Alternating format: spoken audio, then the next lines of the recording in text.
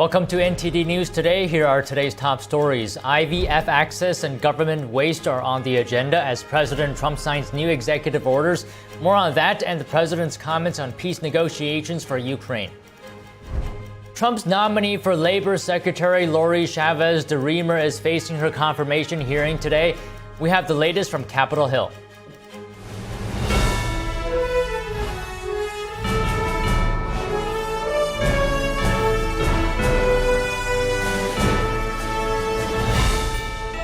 This is NTD News Today, live from our global headquarters in New York City. Good morning. Today is Wednesday, February 19th. I'm Don Ma. President Trump spoke with reporters at Mar-a-Lago yesterday while signing multiple new measures. He touched on a wide array of topics from IVF treatments to peace in Ukraine. NTD's Daniel Monahan has the key takeaways.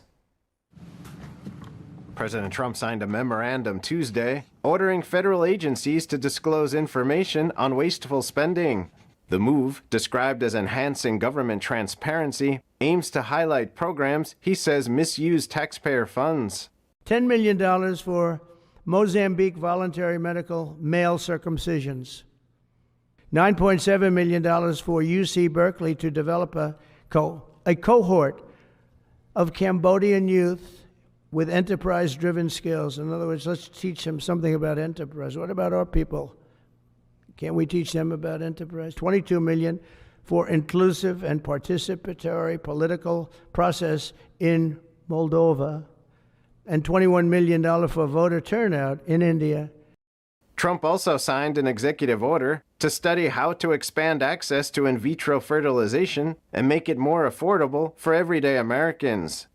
Fertilization, I've been saying that we're going to do what we have to do, and I think the women and families, husbands, are very appreciative of it. A White House fact sheet estimates the cost of IVF services at $12,000 to $25,000 per cycle, yet only a quarter of employers offer insurance coverage for the treatment.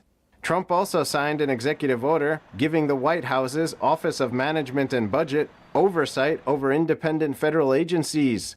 The order allows the president to remove agency heads, citing the need for accountability and ensuring executive power remains under presidential control.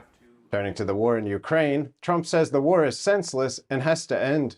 I see pictures that you don't see, but I see pictures of fields that look just horrible. It looks like Gettysburg. If you see the old pictures of Gettysburg, it's soldiers lying all over the field, body parts all over the field. They're all dead.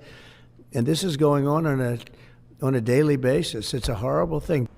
The president was asked whether he would support stationing European peacekeeping troops in Ukraine as part of a potential peace deal.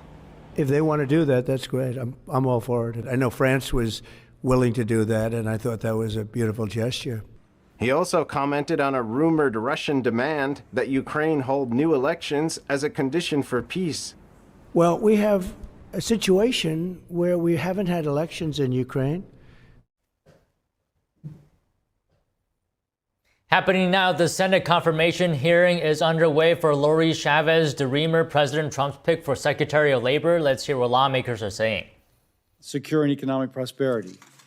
If confirmed as Secretary of Labor, I look forward to working together to accomplish this shared mission. Your nomination has support from both unions and businesses. You're in a unique position to build a bridge between these two groups to benefit all workers. With potential labor disputes on the horizon, I'm sure these relationships will be an asset to the Trump administration. There are concerns, however, about your past support for the Democrats' cornerstone legislation, the PRO Act. Workers should have the freedom to decide if they wish to join a union or not. The PRO Act would eliminate this freedom, allowing workers to be coerced and intimidated into unionization. I represent a right-to-work state. This protects workers from forced unionization. This is, of course, therefore, deeply important to me. I appreciated our conversations on this issue. I now understand that your co-sponsorship of the PRO Act did not reflect your support of the legislation, but rather your interest in being part of any group that legislated on behalf of employees' rights. I'm sure you will have the opportunity to explain your position and the Trump administration's position and agenda moving forward during this hearing. Thank you again for being here. I look forward to understanding your vision for the Department of Labor and how we can work together, empowering all workers and unleashing the American economy. With that, I yield to Senator Sanders. Thank you, Mr. Chairman, and thank you, Ms. Chavez-Deremer, for being with us. And let me begin by thanking the Biden administration for being the most pro-worker administration in the modern history of this country.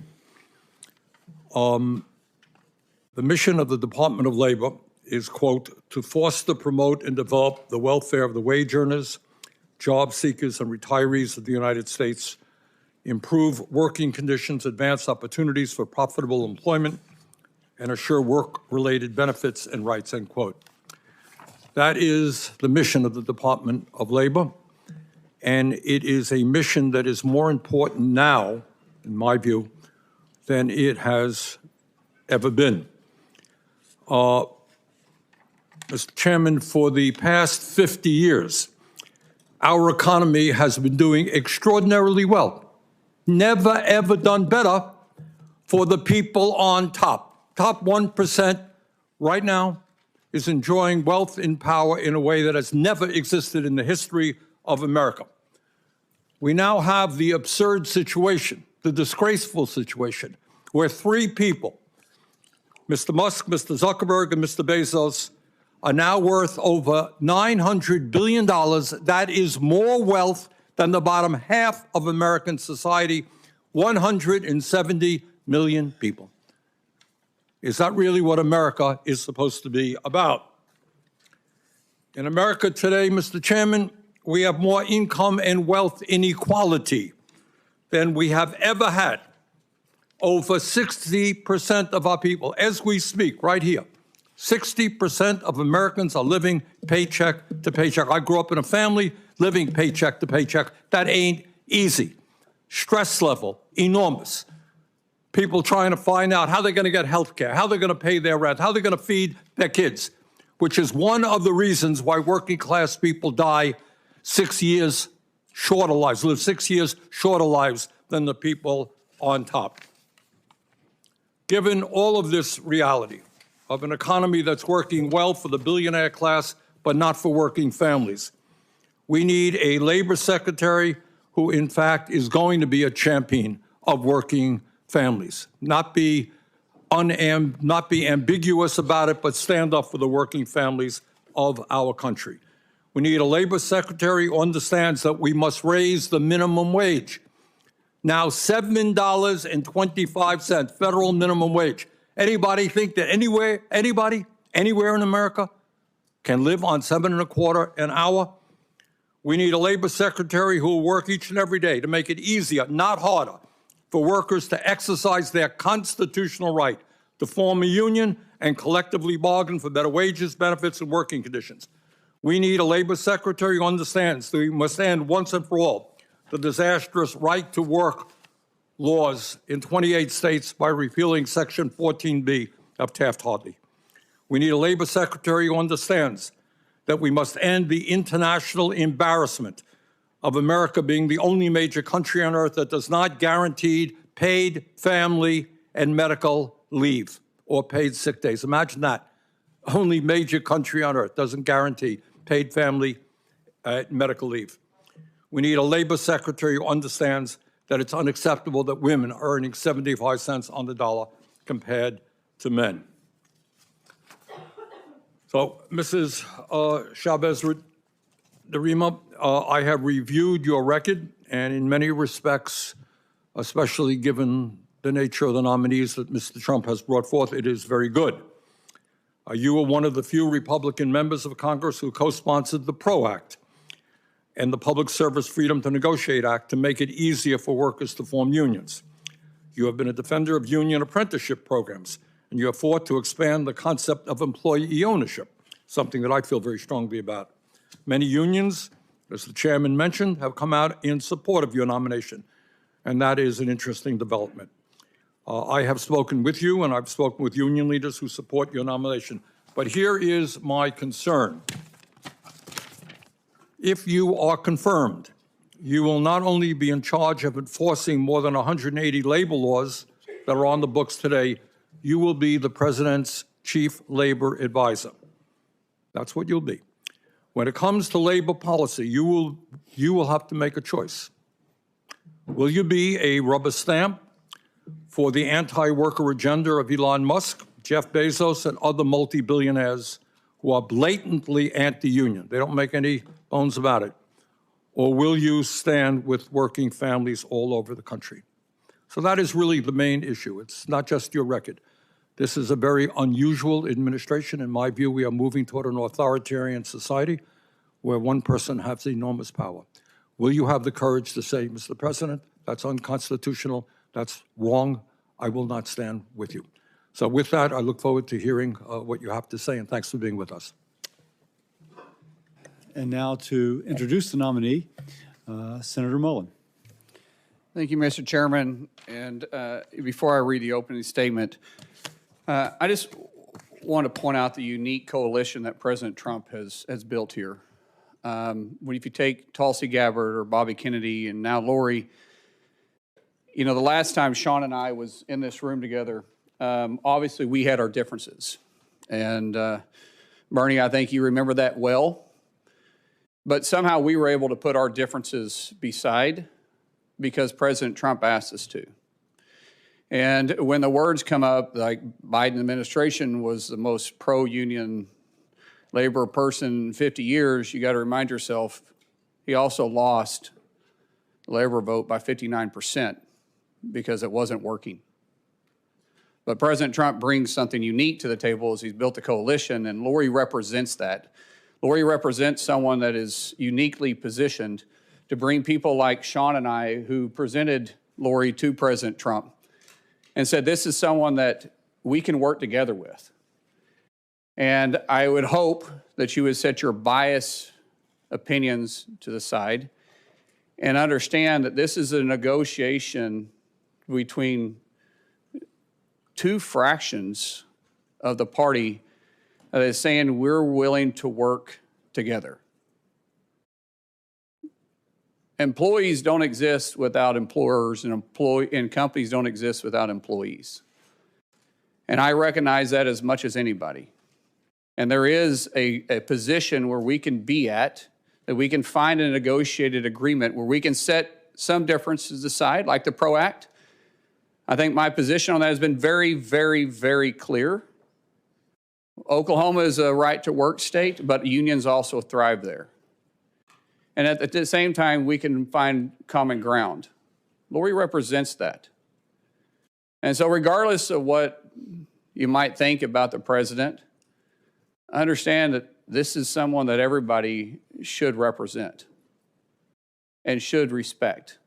If you're looking for a bipartisan, independent thinker that's going to represent the union that you want Mr. Sanders to say that you represent, when you understand that you have a president that's representing the Republican Party but also won the popular vote, you would think this is someone that you'd be very happy with. Because she is directly, uniquely positioned in the center. And I truly say that from a position that I've had to move a long ways. And if I can move, and if Sean and I can move and come together on this, then that, if nothing else, should set some type of an example. Even though I do joke with my new friend over here, which I had the mic and he can't defend himself here, that if we were in a relationship, I'd be the man in the relationship. He adamantly denies that. But I say that because now we're friends enough that we can make fun of each other, and at the same time, we can work together. And so I want to read my statement, but what I've covered is pretty clear, and I wanted to say that from my heart. So, Chairman Cassidy, thank you for allowing me to share my thoughts and support on the nomination for Lori to be Secretary of Labor. As the Senate has gone through the advise and consent process of confirming President Trump's nominee, things have gotten increasingly partisan and contentious. But one thing that both sides of the aisle agree on is supporting working class Americans that power our country's economy. No company can survive without employees, and no employee is hired without a company. It takes both sides to be in a boat, rowing together in the same direction to be successful. I'm only moderately successful because I've been very fortunate to have employees that was willing to get in the boat with me and row in the same direction. With Lori's unique background as a small business owner, public servant, and through her relationship with union leaders, she has the ability to bridge the gap between businesses and workers. Lori's nomination reflects a historic coalition of working class Americans and elected President Trump to a second term in the White House. As a member of Congress, she often worked across the aisle in her efforts to support this cause. One of those issues is the PRO Act, as has been mentioned a couple times. I know that'll come up in conversation today. I get it, Oklahoma is a proud right to work state. And yet, we still support Lori. But as both sides of the table can continue to work together for hardworking Americans who have been struggling to put food on the table and to create better opportunities for themselves, their children, and their grandchildren. I don't think we have to look any farther than understanding Lori is an independent, nonpartisan perspective who will always keep the workforce the top of mind. And I would really encourage all of you to take a hard look, just like my good friend Sean and I have done. So with that, I'll yield back. Thank you, Senator Mullen. Representative Chavez-Deremer, you have a statement, and I think you're going to, along the way, introduce your family. Chairman Cassidy, Ranking Member Sanders, and members of the committee. It is an honor to appear before you as President Trump's nominee to lead the Department of Labor. My discussions with many of you have been insightful and inspiring, reinforcing my commitment to serve our nation's workforce. Under President Trump's bold leadership following his historic November victory, I am uniquely prepared to lead this department with resolve and purpose. Before I begin, I want to take a moment to honor the incredible people who have supported me throughout my 24-year journey in public service. My parents, who became ardent fans of C-SPAN when I entered Congress, are here today offering their unwavering support. My twin daughters, Emily and Annie. Emily was here last week, and I know with the postponement, but she couldn't come back. She's 36 weeks pregnant, lives in Michigan, and her doctor said no more flying. So, Emily, I know you're watching, and I know you support me here today. And Annie, one's a Democrat and one's a Republican, and they have been my steadfast defenders, teaching me patience and the value of an open mind. And finally, my loving husband, Sean, my high school sweetheart, who has stood by my side through every triumph and challenge. To all of you, thank you. Thank you for your boundless love and encouragement. I also want to thank the labor and business communities that are here in the audience today, because they support President Trump's vision for the American worker.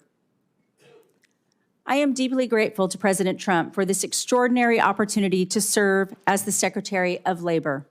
It is both humbling and a call to action that I do not take lightly. In 2024, our nation witnessed the single greatest political achievement of our time. President Trump has united a new coalition of working-class Americans like never before, with 59.6% of Teamsters backing him, historic support from African-American and Latino voters, and record-breaking turnout in once solid blue cities and states. Americans are speaking loud and clear. They are calling for action, progress, and leadership that puts the American worker first. Like many Americans, my journey is rooted in my values instilled by my father and mother. My father, a proud Teamster who worked tirelessly for over 30 years. The fair pay and benefits he received ensured our family's stability and security. From his example, I learned the transformative power of hard work and determination, propelling me to become the first in my family to graduate from college with a degree in business administration. Later, after supporting my husband through medical school, we built our own small business. For 2 decades, we successfully navigated the challenges faced by employers, from complex labor regulations to workforce shortages and rising costs. These experiences have given me invaluable insights into the struggles and triumphs of American business owners. Insights I carried with me as mayor of one of the fastest growing Oregon communities and later as a member of Congress. In every role, my priority has been clear: to fight for the American worker and the business that drive our economy. Our current economic landscape has changed dramatically since my father worked in a creamery, demanding bold action and real change. In the last 4 years, prices have risen, wages have fallen, and 78% of Americans do not feel confident that their children will lead better lives. We have also seen major companies like Hino Motors, General Motors, Ford, and Stellantis have accelerated layoffs at facilities across the country. To rebuild confidence and strengthen our workforce, we must invest in educational pathways beyond the traditional 4-year degree, ensuring that every American worker has access to the skills and training for long-term success. Part of that effort requires honest discussion about our labor policies. I know there has been a lot of conversation about my support of the PRO Act. Like President Trump, I believe our labor laws need to be updated and modernized to reflect today's workforce and the business environment. As a member of Congress, the PRO Act was the bill to have those conversations. Conversations that matter deeply to the people of Oregon's 5th Congressional District. I recognize that that bill was imperfect, and I also recognize that I am no longer representing Oregon as a lawmaker.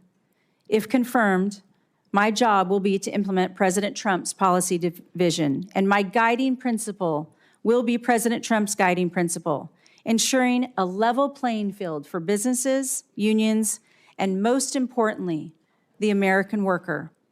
I also know that we will not always agree, but I promise there will never be surprises. My door will always be open, and I will never put my thumb on the scale. That commitment extends to the work ahead of the Department of Labor, which stands at a crossroads with a vital role in shaping a strong and resilient economy. As we confront these challenges, I know that everyone in this room shares the same goal: an economy where every American has the opportunity to thrive through good wages, safe working conditions, and a secure retirement. My record of collaboration demonstrates a shared belief that under President Trump's leadership, we can deliver real solutions. Putting American workers first is not just a vision, but a promise to fight for every working mom, single dad, small business owner, and every American striving for their fair shot at the American dream. If I have the privilege of being confirmed, I look forward to working with each of you to solve the challenges facing our country. Together, we can shape our economy that uplifts every American. I thank you. I thank this committee, and I look forward to your questions. Thank you very much. I'll begin. First question: the Protecting the Right to Organize Act, or the PRO Act, is a significant and controversial piece of legislation Democrats have championed for years. And it's not pro-worker, it's pro-big union. To my mind, being pro-worker means defending the right of all workers, including those who decide they don't want to join a union. Now, you co-sponsored the PRO Act as a member of Congress. Yes or no, do you still support the PRO Act? Thank you, Chairman Cassidy. It was great to visit with you. I know how important this issue is to you, and as it was said today, I recognize that I'm no longer the lawmaker. And I do not believe that the Secretary of Labor should write the laws. It will be up to Congress to write those laws and to work together. What I believe is that the American worker deserves to be paid attention to. That was President Trump and I's conversation in supporting the American worker, how important that is. I will not be that lawmaker anymore, but I was working for Oregon's 5th Congressional District and representing that. I wanted to be at that table. I never want to be left out of a conversation where we can talk about the American worker and how important that is. And I respect the right of the right to work states, and I have said that the bill was imperfect. I understand that, and I'm no longer the lawmaker. Okay. Now, the PRO Act, just to continue on that, would significantly impact franchisees and small businesses by increasing corporate control of the operations, or at least assuming that there's increased corporate control. This is yet another giveaway to large labor unions. It would make it easier to negotiate, the union to negotiate with large corporations instead of directly with the small business owner who actually employs the worker. So, question, do you believe federal law should prioritize policies that help small businesses thrive rather than imposing new regulatory hurdles which could hinder their success? Senator, it's important for recognizing that the president's goal is to uplift all business owners and uplift all American workers. Understanding the franchise business model is important to the American workforce.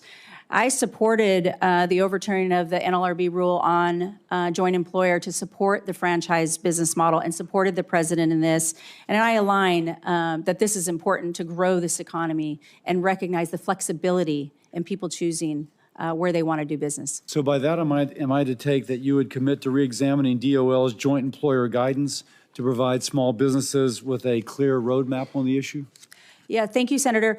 Certainly, if confirmed, I'll be looking at all regulations and determining and looking at all of these rules and regulations, and specifically that one. And I think the small employer wants that clear roadmap. Yes, absolutely. Okay. Next question. Approximately 27 million workers work as independent contractors, including working moms, caregivers, self-employed business owners. Now, for many, the flexibility of independent work is essential to balancing personal responsibilities and earning a living for their family. I will point out that the PRO Act tried to impose a one-size-fits-all rule, which, as was done in California, disrupted livelihoods instead of helping workers. So question, if confirmed as Secretary, will you commit to refrain from implementing any rules stripping independent contractors of flexibility they need to provide for their families and to simultaneously contribute to the American economy? Thank you, Senator. Certainly, we'll commit to understanding this. I know the president in the first administration set out that rule, and the parameters is very important to him on the flexibility of who is an independent contractor and who is an employee, and that they're properly classified. But I commit to working with you on supporting independent contractors through this process, because that flexibility is what needed. I understand, as you're mentioning in the PRO Act, but again, as I mentioned, that bill wasn't perfect, and these are those conversations that needed to be had, and supporting that independent contractor is key to growing this economy. Now, supporting that independent contractor, and something I'm very interested in, is how do we provide the independent contractor with more affordable health and retirement benefits without losing that work flexibility? If you will, the employer, the person contracting with them, not an employer, would nonetheless be able to give them access to such benefits. I'm asking you if you will work with me and with our committee on legislation to make sure that the independent worker and the small business are able to get the affordable benefits available to ordinary employees at larger companies. Yes, sir. I will commit to working with you wholeheartedly on this issue. With that, I will yield to Chairman Sanders, the ranking member Sanders. I'll take the chairman. Thank you, Chairman. Thank you, Senator Cassidy.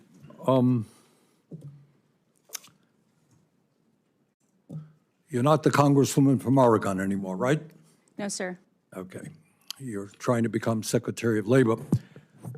Let me back up and say a word about what the PRO Act is. I'm not sure that most Americans know what it is. The reality is that in America today, labor unions have the support of some 70% of the American people. You know why? Because people understand that the big corporations and their bosses have all the power. People understand that CEOs make 300 times more than their workers. And people say, you know what, the only way we're going to get decent wages and benefits is when we organize. Millions of people want to join unions, but they can't join unions. You know why? Because corporations day after day operate in illegal ways. They break the law. They say to somebody, you were late 3 years ago. You're a pro-union, you were late 3 years, you're fired. We're going to take you into a captive audience, and for hour after hour, we're going to tell you how bad unions are. You want to join a union? Fine, you vote for a union, we're moving the plant to China. All of that stuff happens to be illegal. All of that stuff happens to be done every single day by corporate America. So, let me go back to the original question. PRO Act is designed to prevent illegal behavior on the part of corporate America, on the part of employers, so that workers can make a free choice. Do you support the PRO Act? Thank you, Ranking Member Sanders, and I appreciate the conversation. I support the American worker. President Trump. Okay, I don't mean to be rude. No, we you're don't not have rude. a lot of time. I I'm understand. gathering that you no longer support the PRO Act, is what I hear. That you support the American worker. That's what everybody here will say. Ms. Chavez-Deremer, in 2021, President Biden signed the Butch-Lewis Act that prevented the earned pension benefits of some 2 million union workers and retirees from being cut by up to 65%.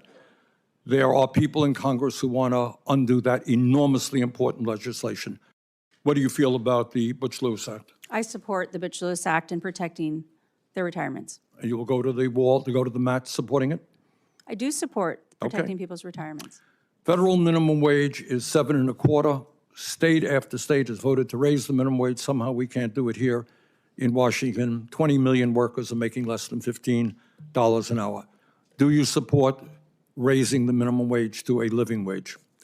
Ranking Member Sanders, you know that that is an issue for Congress to determine and raising the minimum wage. As the Secretary of Labor, I cannot weigh in on that. That's determined by Congress. If they want to negotiate that, I will fully and fairly enforce the law as a Labor Secretary, if you all so choose, and give you whatever data possible to make that decision as members of Congress. Well, I understand that Congress makes the law, but you have an opinion, and you will be the leading advocate for workers if you are confirmed. Question, if you were sitting where I'm sitting, would you vote to raise the minimum wage to a living wage? Well, I'm not sitting where you're sitting hypothetically. I used to, but not any longer. But I do recognize that the minimum wage hasn't been raised since 2009, and the cost of living has gone up. But again, I cannot sit here and determine what that wage will be fully and fairly. I will enforce the law, but it will be up to Congress to determine, because that is not in the purview of the Secretary of Labor. For instance, in Oregon, I know that in Portland, Oregon, that the minimum wage is almost $16 an hour, and that might work for Portland, but that's not going to work for Grants Pass, Oregon. And I know that local communities, states determine what's best for their economy. What we don't want to do is shock the economy. But again, sitting here today, I cannot determine as Secretary of Labor if it should be. Ms. Chavez-Deremer, in his second week in office, President Trump fired Gwynne Wilcox, a member of the National Labor Relations Board, leaving the NLRB without a quorum. And what that means right now, that if workers form a union, vote to form a union, and the company says, well, I think that was illegal, it's unfair, you can slow up the process because there's nobody to go to. Do you believe that the firing of Ms. Wilcox was illegal? Which I do. President Trump has a right to exercise his executive power, how he sees in consultation with. Are you concerned that we do team. not have a functioning NLRB right now? The NLRB is separate from the Department of Labor, but I do believe that the function of the NLRB is important, and I will always take that into consideration doing my job. Are you concerned that we do not have a functioning NLRB now? Well, again, I have not been read in with President Trump, but he has a right to exercise his executive power, and I do believe the NLRB has an important role, independent of the Department of Labor, and I respect their position as an independent agency. Thank you. Senator Paul. Welcome. I Thank enjoyed our you. meeting in our office, and I know you're aware of this, but about half the country has right-to-work laws. 26 states have them. When you compare right-to-work states with non-right-to-work states, you see that the right-to-work states have double the employment growth. If you look at manufacturing jobs, they have 5 times the manufacturing job growth. If you look at disposable income in the right-to-work states, about $3,000 more per individual for disposable income in the right-to-work states. The PRO Act wasn't just about organizing or enabling unions to organize, which they already have the right to do. The PRO Act was about overturning right-to-work laws in 26 states, half of the country. Most of these states would argue that this was would be a horrendous invasion of their prerogatives. The chairman asked you, and then the ranking member asked you, do you still support the PRO Act? The reason we want to know is this is a tremendous sort of invasion of the states' rights to decide these. This would be overturning the right to work laws in half of the country. Do you still support the PRO Act or don't you support the PRO Act? Thank you, Senator Paul, and I appreciated our meeting as well. I thought it was quite, what you shared with me is how important it is to you and your state, and I heard that from many members. The right to work is a fundamental tenet of labor laws, where states have a right to choose if they want to be a right to work state, and that should be protected. PRO Act would have overturned that. Yes, thank you, Senator. I signed on to the PRO Act because I was representing Oregon's 5th District, but I also signed on to the PRO Act because I wanted to be at that table and have those conversations. But I fully, fairly, and support states who want to protect their right to work. I have said that to every senator that I have So visited you with. no longer support the aspect of the PRO Act that would have overturned state right to work laws? Yeah, there were so many parts. That's a yes? Yes, yes, sir. No more questions. Thank you, Senator. With that, I go to Senator Murray. Thank you, Mr. Chairman. Congresswoman Chavez-Deremer, welcome. Thank you, Senator. The Trump administration is flagrantly violating the bipartisan agreements in our appropriations law by refusing to spend money that Congress in a bipartisan manner has passed for the American people. I've been hearing about it in my home state of Washington. I heard from an organization in Edmonds about whether or not it'll now be able to provide support for our veterans who are seeking educational and employment opportunities as they transition to civilian life. I heard from a workforce training program that operates statewide about whether they'll now be able to continue to pair workers with employers in the grocery industry. You should know that the chaos surrounding these funding freezes is causing real damage to people's lives. So I want to know, will you commit to following appropriations laws and the Impoundment Control Act?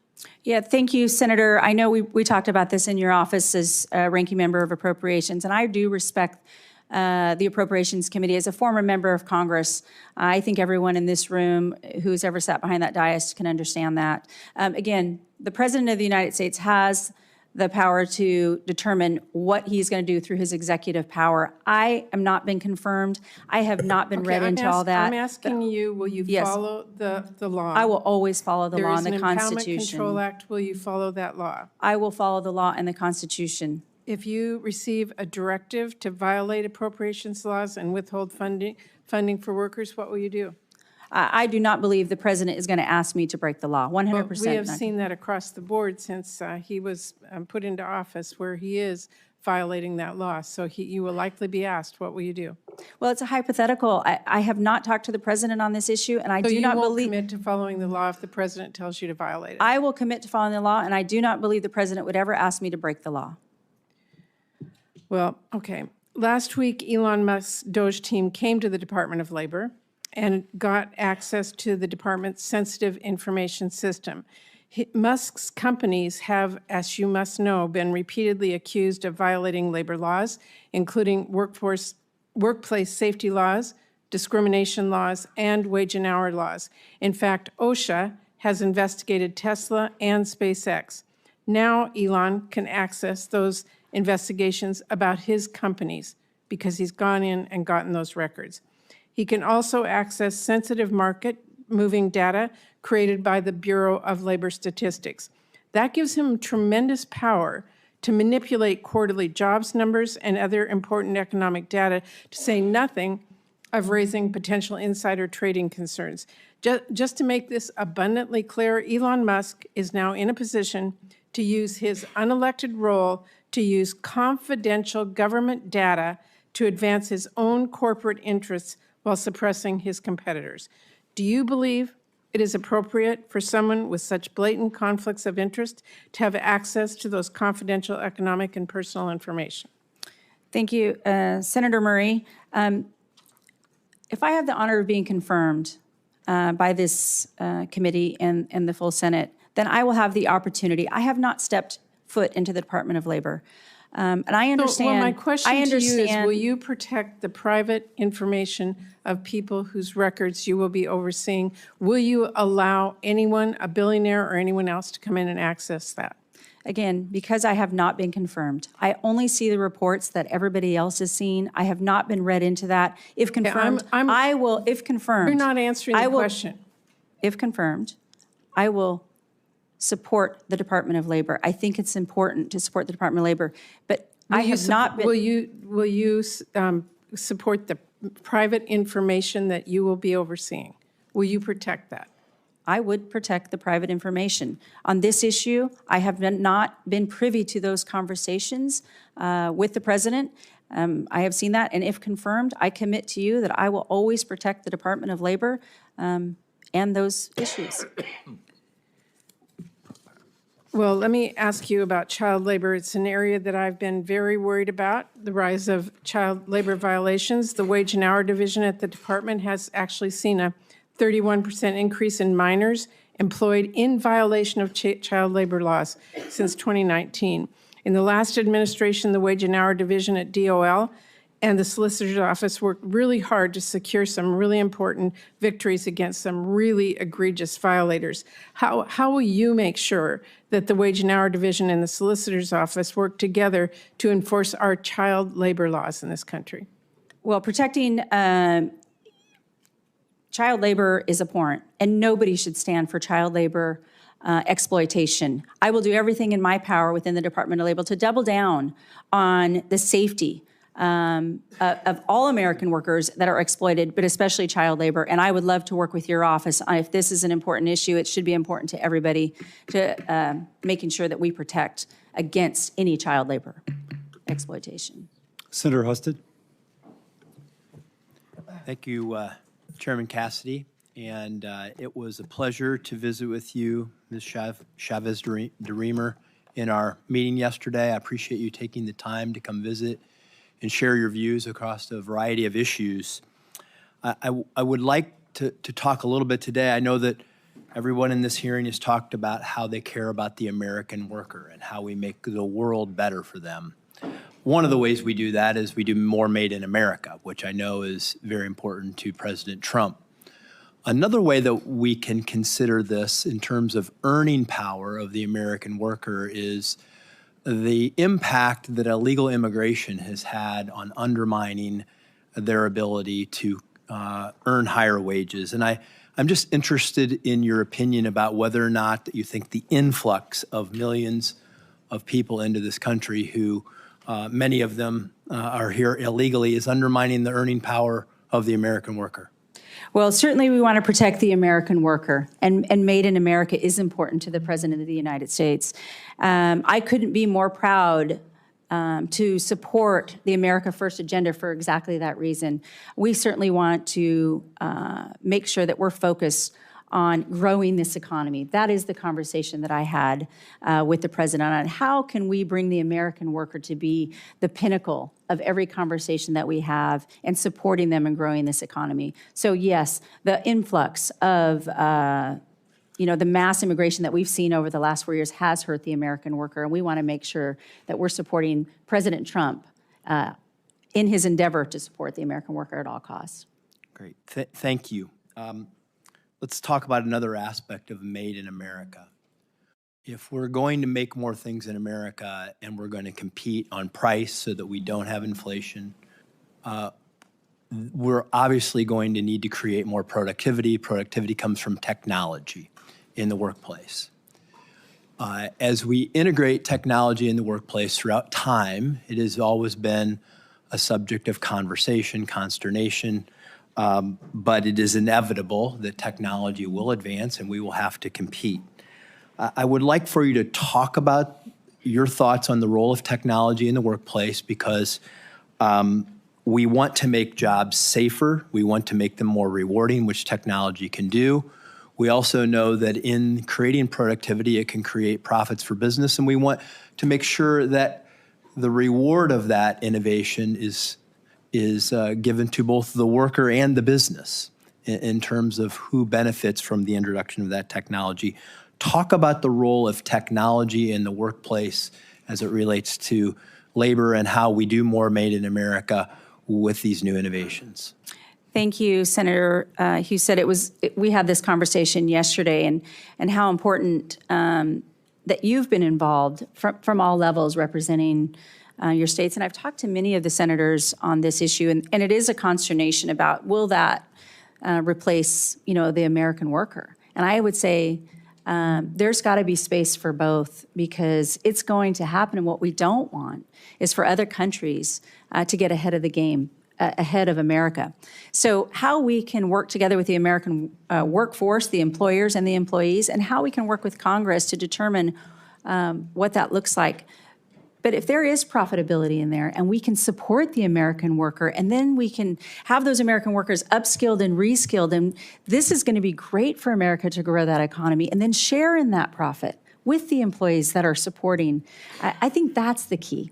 The president and I had a conversation specifically on building that bridge between the employer and the employee and labor and business, all of that. And if we grow this economy, we can do to bigger and better things, and everybody can live that American dream, as you mentioned. So I look forward to really diving in as the Department of Labor and giving the resources, not only to those businesses, but not only to those employees, but to members of Congress who can take this story back to their states and know that the Department of Labor, and as me as a leader, is going to work on their behalf. And a final component of that is that many, many Americans can have higher paying jobs if they have the right kind of skills. They don't need to go to college. They can get there through apprenticeships. Talk about how we can expand apprenticeships and make sure that we're helping the American workforce get the skills they need to compete, be more productive, and help America win. And one of President Trump's number one focus is the expanded apprenticeships, is the investment in apprenticeships, making sure that we have the skilled workforce. I know as a former mayor and working with business owners and working with community colleges that not everybody's going to get that four-year degree. We have to pay attention that they have the skills that they need, that they can connect right to the business owners in their communities and reinforce that and not have to pick up and walk away. There's nothing that I want more than for business and employers and the education departments to work together and really have a skilled workforce. Thank you, Mr. Chairman. Yeah, thank you, Senator. Senator Baldwin. Thank you, Mr. Chairman. Ms. Chavez-Deremer, when we met, you expressed your strong support for registered apprenticeships. So I want to dig a little bit deeper on that last question you were asked. That was reassuring to hear, particularly in light of the first Trump administration's effort to fund non-registered apprenticeships, or IRAPs, as they're called. You also said that you had not yet had an opportunity to talk with the president about policy at the time we met. Have you had the opportunity to talk with the president about about registered apprenticeships? And if so, has that changed your position? No, thank you, Senator, on that issue. It is so important on the registered apprenticeships and really investing and even doubling down on that. I know in the first administration, and I haven't talked to the president on the first administration's policies compared to now on apprenticeship from the last administration, but I think there's a lot to learn from what happened in the first administration and the successes and not successes. But right now we're focused on the registered apprenticeships, growing those, investing in those, and making sure that those are adhered to. Thank you. I want to also dig a little bit deeper on appropriated funds. The Labor, Health and Human Services Appropriations Bill includes dedicated funding for apprenticeship programs and specifies that the funding is only available for registered apprenticeships. So I ask this in the context of actions this administration has already taken, including a government-wide funding freeze that has now been halted by the court. As ranking member of the Labor, Health and Human Services Appropriations Subcommittee, I have a particular interest in the department implementing our bill as Congress intends. That is why I was so alarmed to see the National Institutes of Health flaunt the law last week when it proposed a policy that directly conflicts with longstanding appropriations language in the Labor HHS bill. The Labor HHS bill says that you can't do it, and NIH said it was doing it anyways. My question to you is, will you follow the law that says funding for apprenticeship programs can only be used for registered apprenticeships, yes or no? Yes. More broadly, do you commit to spending funding as Congress appropriates it? Yeah, again, as I mentioned earlier, it was asked, as a former member of Congress, I highly respect the appropriations process and the role of Congress. Thank you. Yes. The nation's nurses face challenging working conditions, and they are too frequently exacerbated by instances of workplace violence. We talked about that in my office. I appreciated that you said that you really take that issue seriously. Right now, the Department of Labor plans to issue a notice of proposed rulemaking in June of this year for the workplace violence in healthcare rulemaking. Do you commit to getting this proposed rule issued by June of this year and finalized in a very timely way? Well, I can commit to working with you on the issue because it is an important one. And if confirmed, I will look at every rule as it moves forward. But until then, I haven't even seen specifically on the rule. But I commit to working with you and taking a look at it. Close conversation on that. Yes. We've been waiting a long time. It's past due. Your opening statement mentioned putting workers first. You've repeated that a number of times. So I hope to have your commitment to aggressively pursue enforcement against employers that deny workers the wages they've earned or fail to provide safe working conditions. The Department of Labor plays a critical role in protecting workers' rights, including ensuring workers get the back pay they are owed and investigations into allegations of child labor law violations. If confirmed, I look forward to working with you to make sure that the department has the resources to do this important work. Can you commit to me that this important work will continue under the Department of Labor, at the Department of Labor under your leadership, yes or no? Yes. Can you confirm that information under the Department of Labor's Wage and Hour Division on their website will remain up to date, publicly accessible, and comprehensive like it is today? Yes or no? Again, I have not been at the Department of Labor. I have not, but I look forward to working with the agency heads and making sure that people have the information that they need. All right, one last question. The Women in Apprenticeship and Non-Traditional Occupations Grant Program. Senator Baldwin, time's expired. All right, I will submit that for. Thank you, Senator. Senator Banks. Thank you, Mr. Chairman.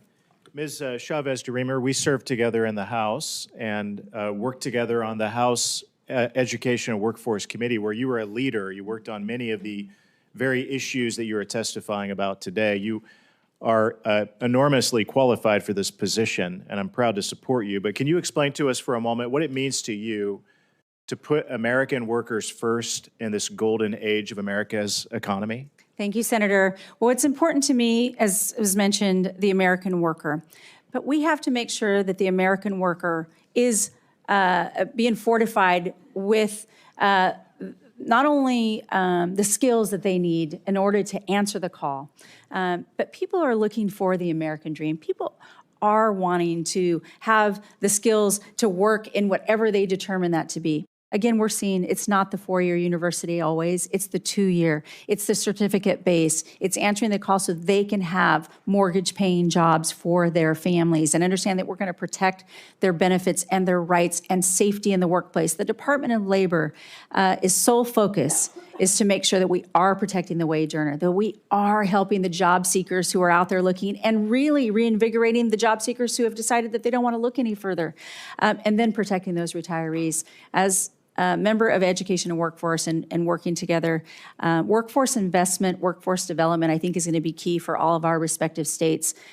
This shouldn't be a party issue. I've said this over and over again. That's why I've always worked across the aisle, because the American worker, we don't know what their party is, but we know that it matters to them to protect their families. I know how important my family's jobs were for us growing up, and I know how important it was for my husband and I to build that business for our children and soon to be grandchild. So I look forward to continuing down that road and always keeping that American worker at the pinnacle. And President Trump has said the same thing, and we align on this issue.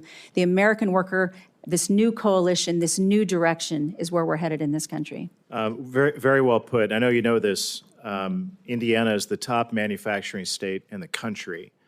Yet the China shock wiped out 5 million manufacturing jobs in this country. And yet the federal government programs that were built to help those people who lost their jobs, way too many of them were left behind and didn't get a job as good as the manufacturing job that they had before because of the efforts of China to wipe out so many of those jobs in our country.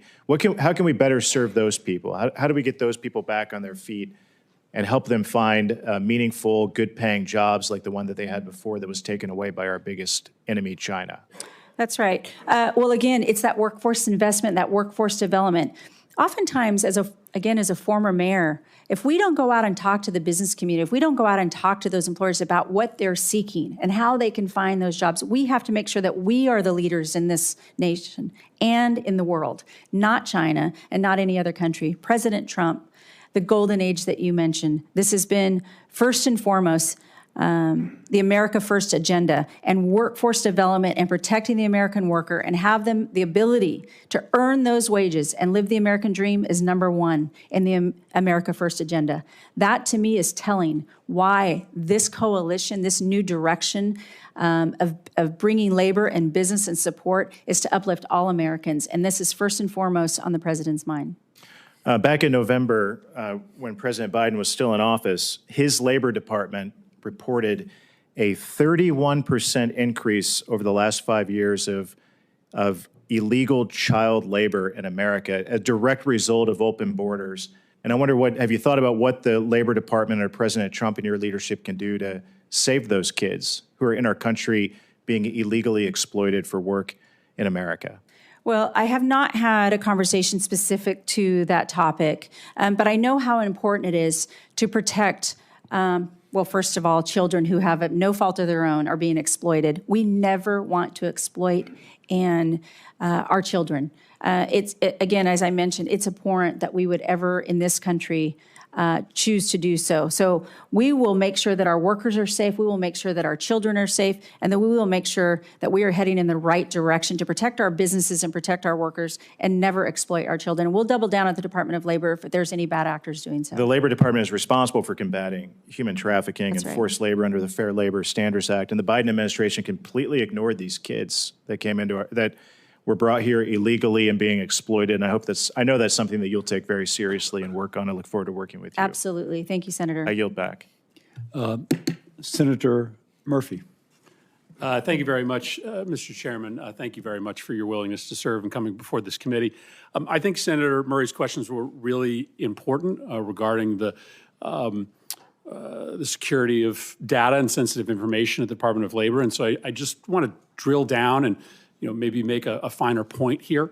Elon Musk is right now the subject of several OSHA investigations. Multiple companies are subject of multiple investigations. His rocket company has an injury rate that's about 9 times higher than the industry average. I heard you say that you're going to protect data privacy, but let me just ask once again the very specific question.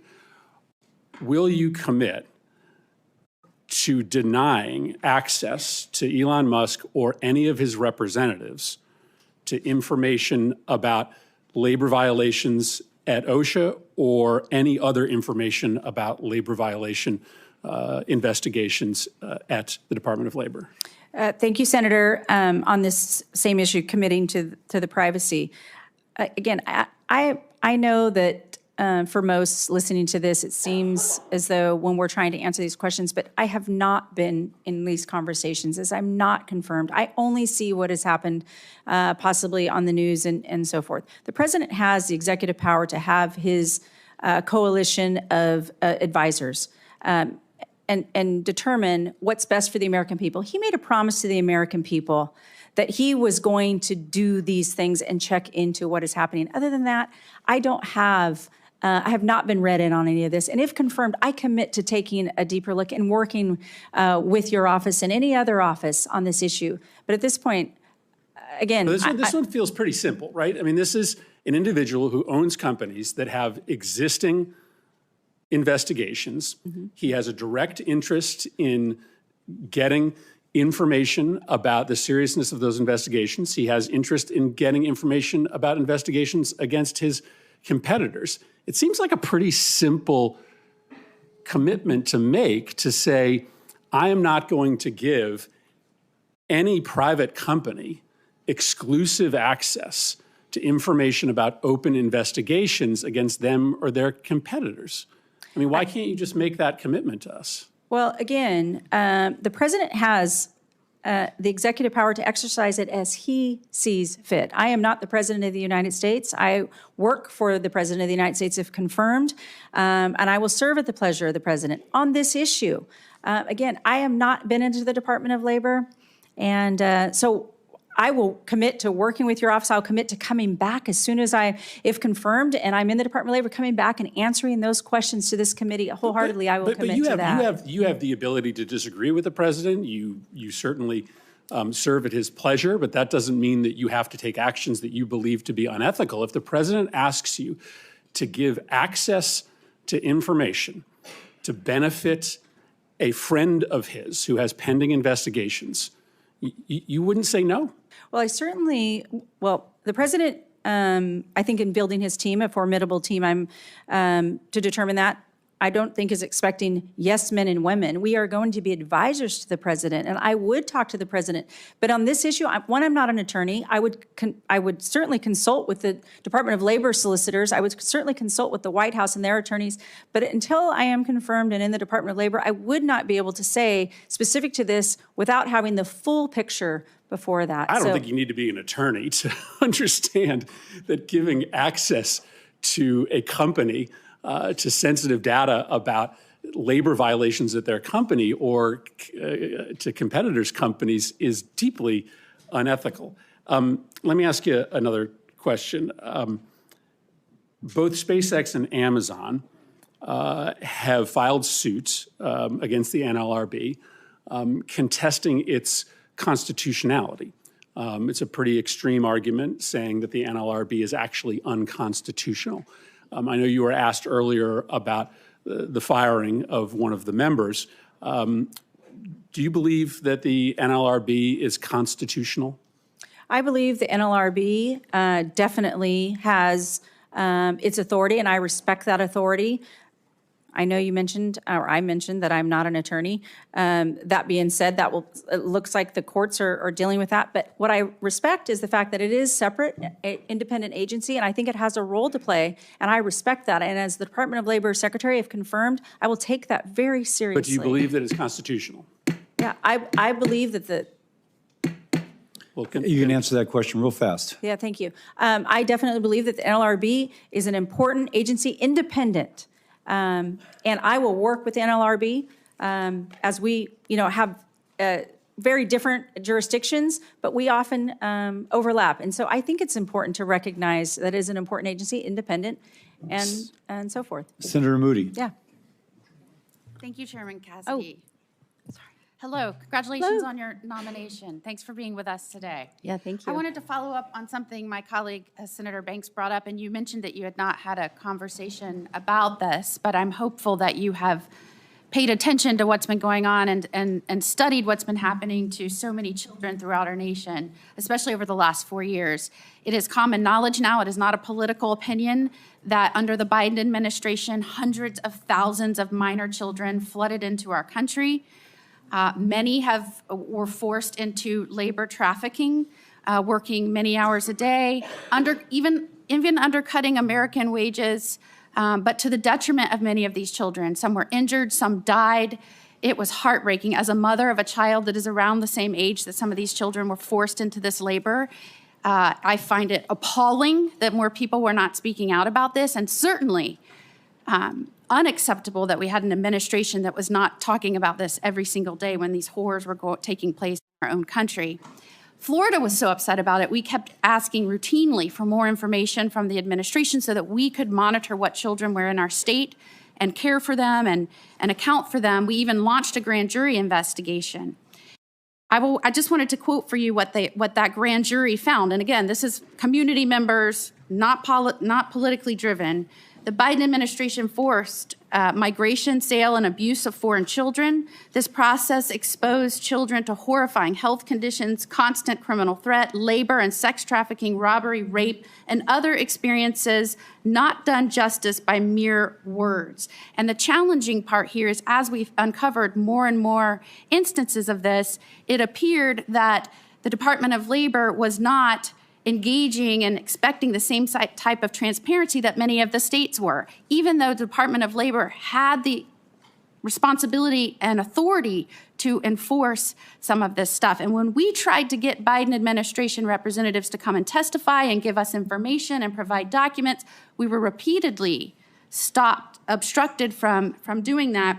And in fact, they responded to one of our requests that they show up by saying the state had failed to show how it was in the interest of the agency, when all we were seeking to do was to fight in the interests of the tens of thousands of lost children. And so I will ask you, if you are given this enormous responsibility, do you commit to doing everything in your power to enforcing the child labor laws and working with the states that so desperately want to protect the children in their states, that believe they have the responsibility and the ability to do that? 100%, Senator. As I mentioned, what has happened over the last 4 years has been horrendous. It is not something that the United States should stand for. And again, it is not a political issue. This is protecting children.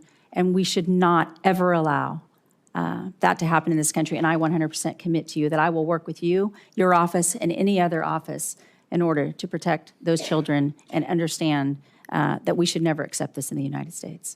There was some words recently promoted in a memo by President Trump and his administration, radical transparency. And I think that is essential in moving forward from these agencies so that the people understand what is taking place in their country under their noses, because we know any power that rests in this government rest with the consent of the governed. And I think as we are waking up to what has been happening, many are saying we never gave that consent. And we as a Congress need to hold the agencies accountable to that. I want to now direct your attention to right-to-work laws in states that have chosen to pass right-to-work laws, like the state of Florida. We passed legislation to ensure that, for example, dues could not be forced out of people's paychecks. That was very important within our state. And when the Department of Labor saw that under the last administration, they sought to threat to withhold funding from the state of Florida when we promoted our own policies to ensure reasonable collective bargaining and right-to-work laws. We brought suit. I fought that in court. That is still pending. It is on appeal right now. Do I have your word that you will look at that, dig in on that, determine if those threats were indeed justified, and if not, work with the state of Florida to resolve that? Yes. While it is in litigation, I can't comment on the actual litigation. I do look forward, if confirmed, to working with your office and taking a hard look at that and respecting what the state of Florida is doing with their right-to-work laws. And put simply, do you respect the ability of the states to enact policy in the benefit of our own states? Yes. Thank you, and thank you to Representative Chavez-Deremer for the good discussion we had about a month ago. You said you respect the National Labor Relations Board and want to work together with it, though they are independent. The National Labor Relations Board was created by statute, and it's the law of the land, correct? Yes, sir. And it was created pursuant to the National Labor Relations Act, which was also a statute and is the law of the land, correct? Yes, sir. Currently, the NLRB lacks a quorum because of actions of President Trump. The legality of his removal of an NLRB member is being contested in court, but the NLRB should have a quorum, shouldn't it? Well, in order to do business, I suppose, yes. No, but so that your opinion is a president of either party or a Congress of either party should assure that the National Labor Relations Board has a quorum, correct? Yes. Because in the absence of a quorum, it can't do its job, correct? That would be on its face, yes. The Equal Employment Opportunity Commission, do you believe in the notion that workers should have equal opportunities? I'm sorry, could you repeat that? Do you believe in the notion that workers should have equal employment opportunities? Absolutely. The EEOC is an independent agency, but it deals with workers, and you said you want to put workers first.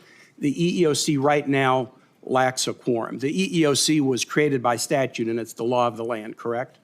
Yes. Have you ever taken the position as a congresswoman that either the NLRB or the EEOC should be defunded or eliminated? No, not that I recall. So since the EEOC is the law of the land and it's important that workers have equal employment opportunities, the EEOC should have a quorum to operate, correct? Yes. Because of actions of the president, the EEOC currently has no quorum and cannot operate to protect equal employment opportunities. But you would agree with me, similar to the discussion we had about the NLRB, that it being the law of the land, any president of either party and any Congress of either party should ensure that the EEOC has a quorum so it can protect workers, correct? Yes. The Department of Labor has some specific programs designed to benefit veterans. There's a couple of programs within the DOL focused on veterans' employment needs. Should you be confirmed, would you take those obligations to watch out for American veterans seriously? Absolutely. If you became aware that an employer, a major employer, was taking actions that disproportionately negatively affected veterans, would that concern you? Yes. The mass firing that President Trump is doing within the federal government right now is hitting veterans very, very hard. The civilian workforce is about 3% veteran.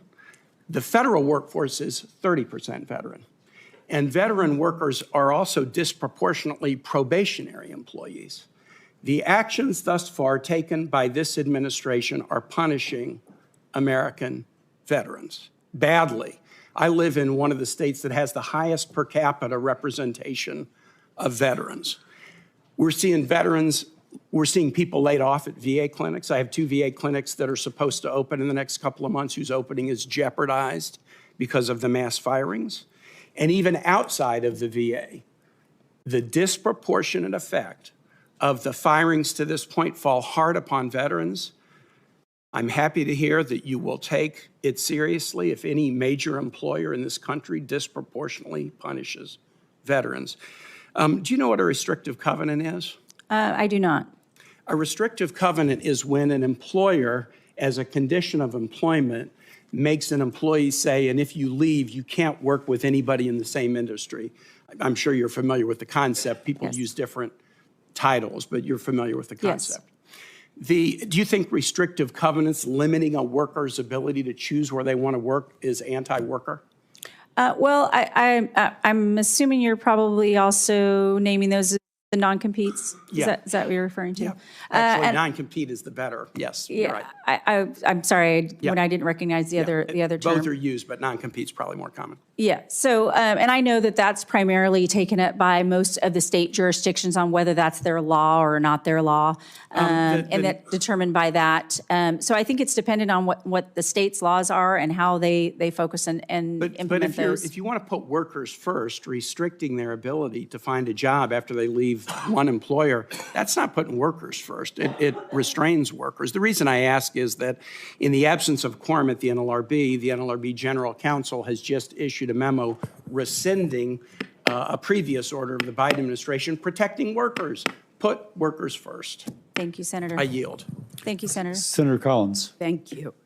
Ms. Chavez-Deremer, a major provision of the PRO Act, which you co-sponsored, would eliminate secret elections when workers vote on whether or not to organize. The secret ballot obviously helps to protect workers from intimidation, pressure, and retaliation.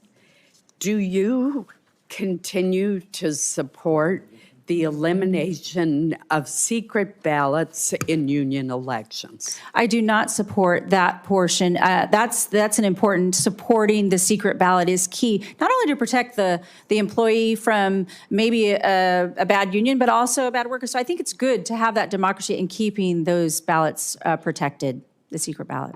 let me turn to a different issue. In the last administration, OSHA published a proposed rule that would affect our firefighters and our fire departments. I've heard directly from many volunteer and rural firefighters from the state of Maine who have concerns about the high compliance costs and what they view as totally impractical training requirements that this rule would impose. Some of the larger departments could accommodate these changes, but the majority of the fire departments in Maine are not large. They're serving small rural communities. OSHA itself has estimated that the nationwide compliance costs could exceed $100 million per year for volunteer fire departments alone. And so the result is going to be closed departments, a reduced firefighter workforce, and harming public safety in small rural communities. Although there may be some benefits to take a look at the old standards and see if they are updated, what OSHA has published would be extremely harmful and actually decrease public safety in rural America. What is your position on this rule, and will you re-examine it if confirmed? Yes, Senator Collins, I will look to re-examine. I would imagine all rules and regulations confirmed once I can get in those doors and fully understand. But protecting our first responders, we've seen it in a small community like Happy Valley, Oregon, and beyond. Protecting our firefighters and making sure they have the resources they need and helping them, of course, comply. But sometimes understanding what that compliance looks like, I think, is a remit of the Department of Labor for all rules and regulations. People want to comply, but the cost that they would close their doors is not going to be good for any community. And I promise you, if confirmed, that I will take a hard look at that regulation and work with your office as well. Thank you. Last year, the state of Maine had 15 million tourists. That is about 10 times our state's total population.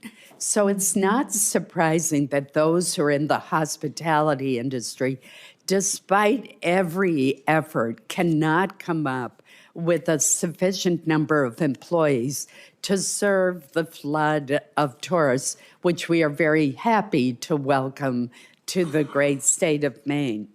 So we rely heavily on seasonal worker visas, known as H-2B visas, to help fill that workforce gap. Can you commit to making available the maximum amount of H-2B visas that Congress authorizes? There's some discretion on what the number will be, but Congress gives the administration the authority to go to the maximum level. That's right, Senator. I commit to working not only with you all, and this is brought up by many of you in our meetings on how important the H-2A, H-2B, H-1B visas are and the seasonal visas. I will work with the Department of Homeland Security, Secretary Noem, in looking at those caps. And the Department of Labor's role and remit on this is testing the market and understanding who's asking for these permits, and then working with the Department of Homeland and the Department of State to talk about that cap and whether or not Congress wants to enact that. So yes, I commit to working with you and them as well. Thank you. Senator Hassan. Thank you, Mr. Chair. Good morning still, Congresswoman. It's good to see you, and I appreciated the time we had when we met in my office a little bit ago. I appreciate your willingness to serve and that of your family. I wanted to follow up before turning to a couple of questions I have on a line of questioning we heard from Senator Murray. I take it from her questions and your answers that you have stated that if you are directed by the president to take an action that would break the law, you would follow the law. Absolutely. We'll follow the law and the Constitution. I do not believe the president would ask me to break the law. I understand that as the pat response from nominees, we've seen a lot of evidence that he will in the last 4 weeks.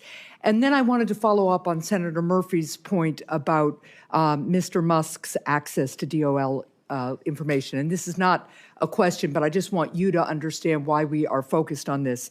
Mr. Musk spent $250 million to get Donald Trump elected. And since Inauguration Day, we have found out that the State Department was planning to give Tesla a $400 million contract for armored vehicles.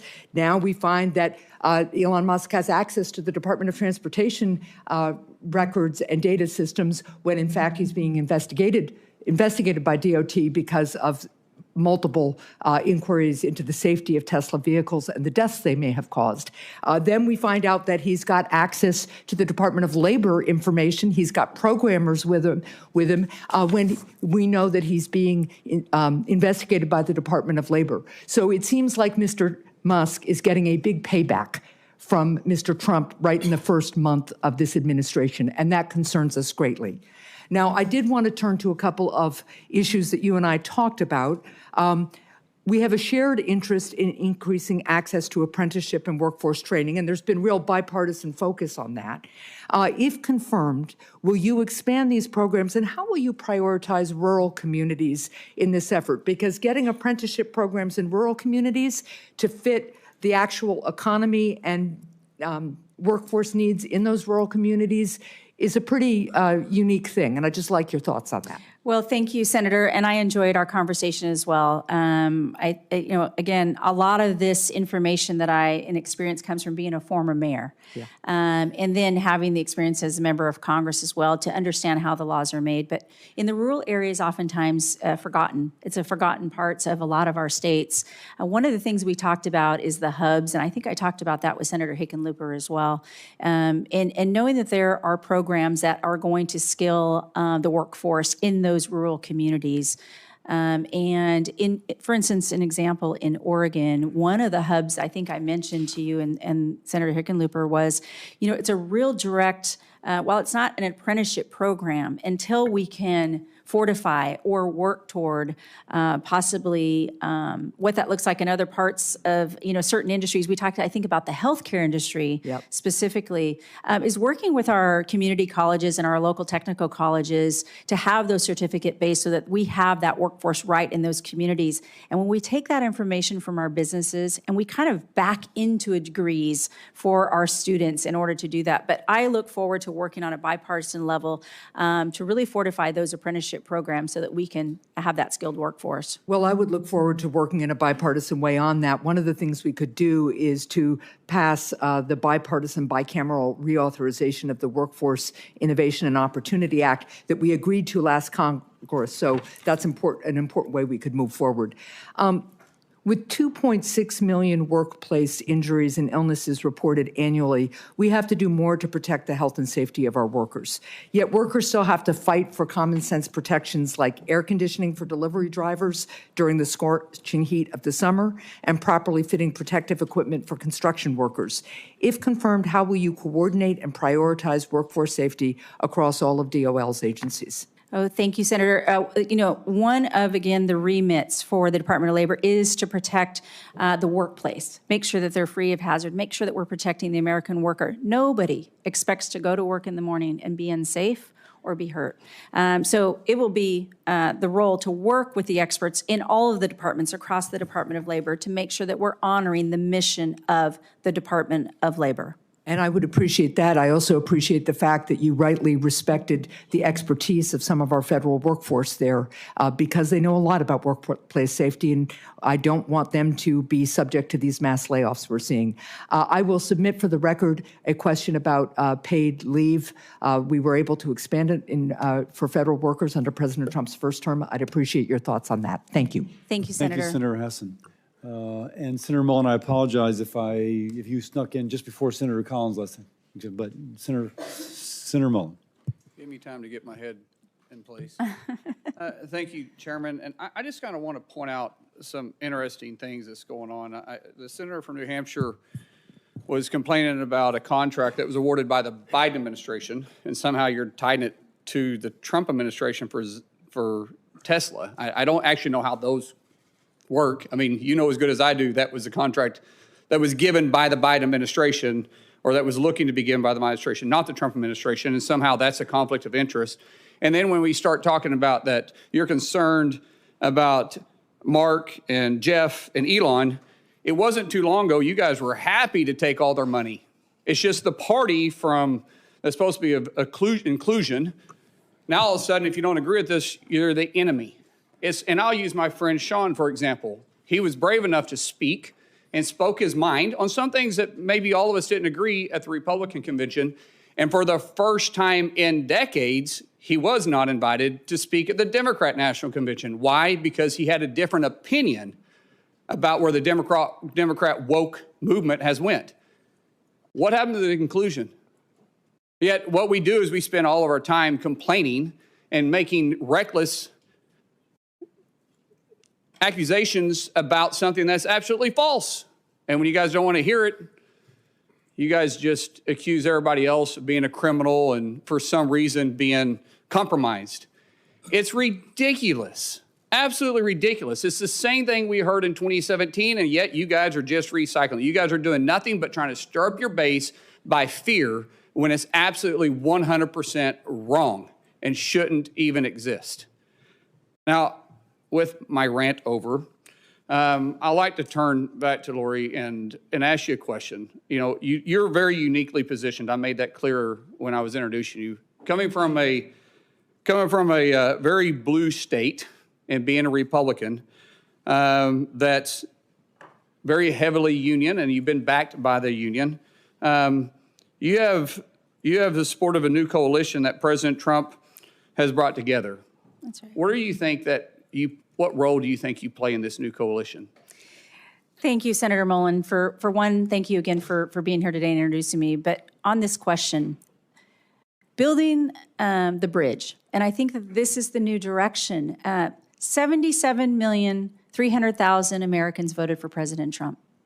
We know that the American worker, wherever they are on the continuum, if it's organized labor, if it's employees, if it's employers, they supported and gave the president a mandate. He won 312 electoral votes. He won all the swing states, and he did have a mandate. But in that mandate, what's unique about this time is the fact that he included the American worker of being first. He's not talking about, he's talking about the men and women who build this country. That's the focus. And I believe that the president nominated me to bring my experience, not only as a mayor, not as a business owner, but because I did garner labor support. The president and I align in this issue, that if we focus on the American worker, despite the politics that is going to come up sometimes, we're not going to agree on everything, but we can agree that we are at a pivotal moment in this history to capitalize and support the American worker, and that everyone can achieve the American dream. I know how important that was for my family. I know how important that is to all your constituents, and I want to bring people to the table. And when they're at that table, I want them to stay at that table, because I know sometimes they're going to disagree.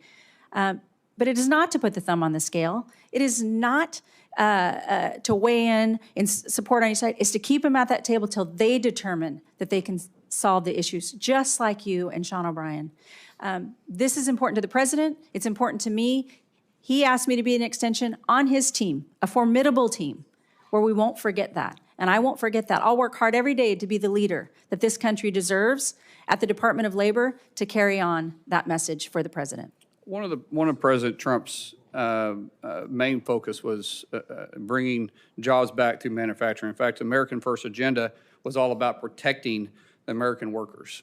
How do you plan on working uniquely with both sides to bring manufacturing back to the United States? Well, again, thank you for this question, because it is where we have been lacking. We have seen communities be decimated, small rural communities where, Oregon is a timber industry, and they have been decimated over the last 15, 20 years. We have to bring those back so we can build up our communities. I look forward to investing in the workforce. Again, it was mentioned WIO, which is a bipartisan effort, and as a member of Ed and Workforce, I was proud to honor that. And if President Trump wants to bring that forward, I look to working with all of your office for that workforce investments to build up those jobs, to reinvest in those manufacturing jobs. Thank you so much. Thank I you, yield back. Senator. Senator Kim. Thank you, Chairman. Thank you, Congresswoman, for coming on out and talking to us. In your opening statement, your written testimony, you talked about putting American workers first as the priority here, and I appreciate that. I think a lot of us agree with that. I guess I just wanted to ask you, because you talked about the vision that you have for that should be a vision for our country. So I guess I wanted to ask you to sort of expand on that vision. Is $7.25 an hour, is that enough to live on in America in the year 2025? Thank you, Senator, for the question. I know Ranking Member Sanders asked the same question. I recognize that it hasn't been changed, the minimum wage. I guess I'm just asking you, do you think that's enough for a worker to live on? I'm just trying to get a sense of your vision for what the standard of life for an American worker is. Yeah, well, I mean, again, for every state, for every community, again, I mentioned Oregon. What happens in Portland doesn't happen in Grants Pass. It certainly doesn't happen over in I understand that about Eastern Oregon, but I guess I would ask you, what is $7.25 an hour? That is what in an annual term? Do you know off the top of your head? Oh. It's not a math question. Yeah. So I'm just trying to get a sense of it. So it's about $15,000 a year. Yeah. So I guess I just want to ask you, do you think that there is a state in this country where someone can live comfortably on their own for $15,000 a year?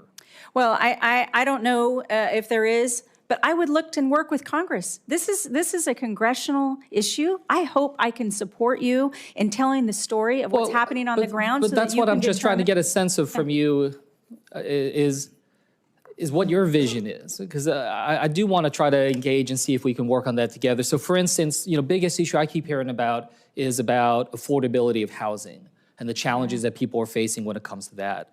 So again, I'm just trying to get a sense of where you're at on this. Like, do you have a sense of what percentage of someone's salary should go towards housing? Is there an upper limit in your mind of where you'd like to see that? Well, I know oftentimes they talk about, if it's 10%, 20%, but here's my commitment, Senator.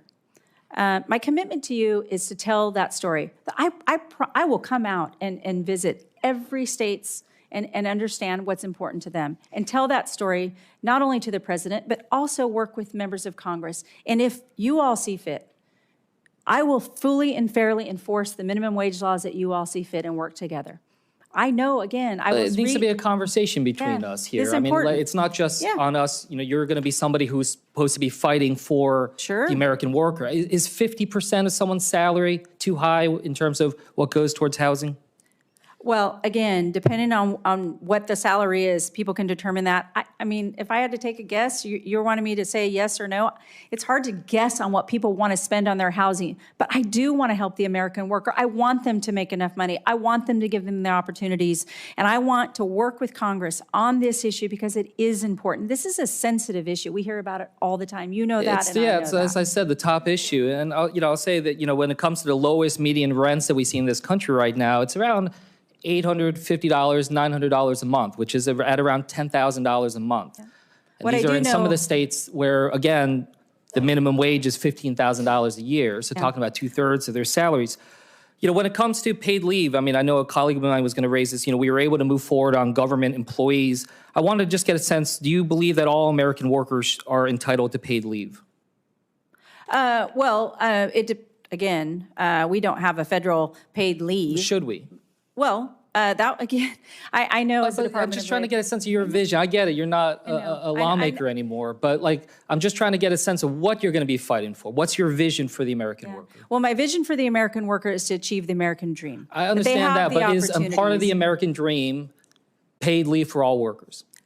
Well, again, I cannot commit to you today that I would say 100% paid leave across the board is something that should be taken up by the federal government. Independent of states, state of Oregon, again, they choose to do that respective of their states. I want people to have the opportunities to keep more of their hard-earned dollars. I know the president, again, is in line with the America First agenda to have those freedoms, to keep those hard-earned dollars that they earn, and we want to make the most prosperous opportunities available for them to earn the most based on what they are skilled to do, and offer them the development and the skills that they can to earn that opportunity. I want this more than anything. Yeah, and look, I want it too, and that's why, if confirmed, I want to work with you on this. Absolutely. But I'll just tell you, When I talk to workers back in New Jersey, they say it feels like death from 1,000 cuts right now. There's housing, there's healthcare, there's so many other things. They're working 2 to 3 jobs just to be able to get by. They're not asking for the moon. They're just asking to be able to live a life of dignity and decency. And I hope that we can at least be able to stand up and say that that's what we're going to fight for. I yield back. Thank you, Senator. Senator Kim. Senator Tuberville. Thank you. Good morning. Good morning, Coach. Let's beat a dead horse here. Right to work state, Alabama. My constituents at home want to know that, are you going to try to change our status as right to work? I respect the fact that you are from a right-to-work state, and I respect the fact that you can continue to be a right-to-work state. Thank you.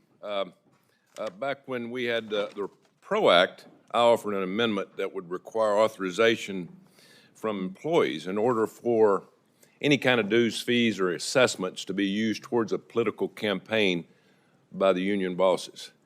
It failed. Are you for that? Are you for, how would you handle that?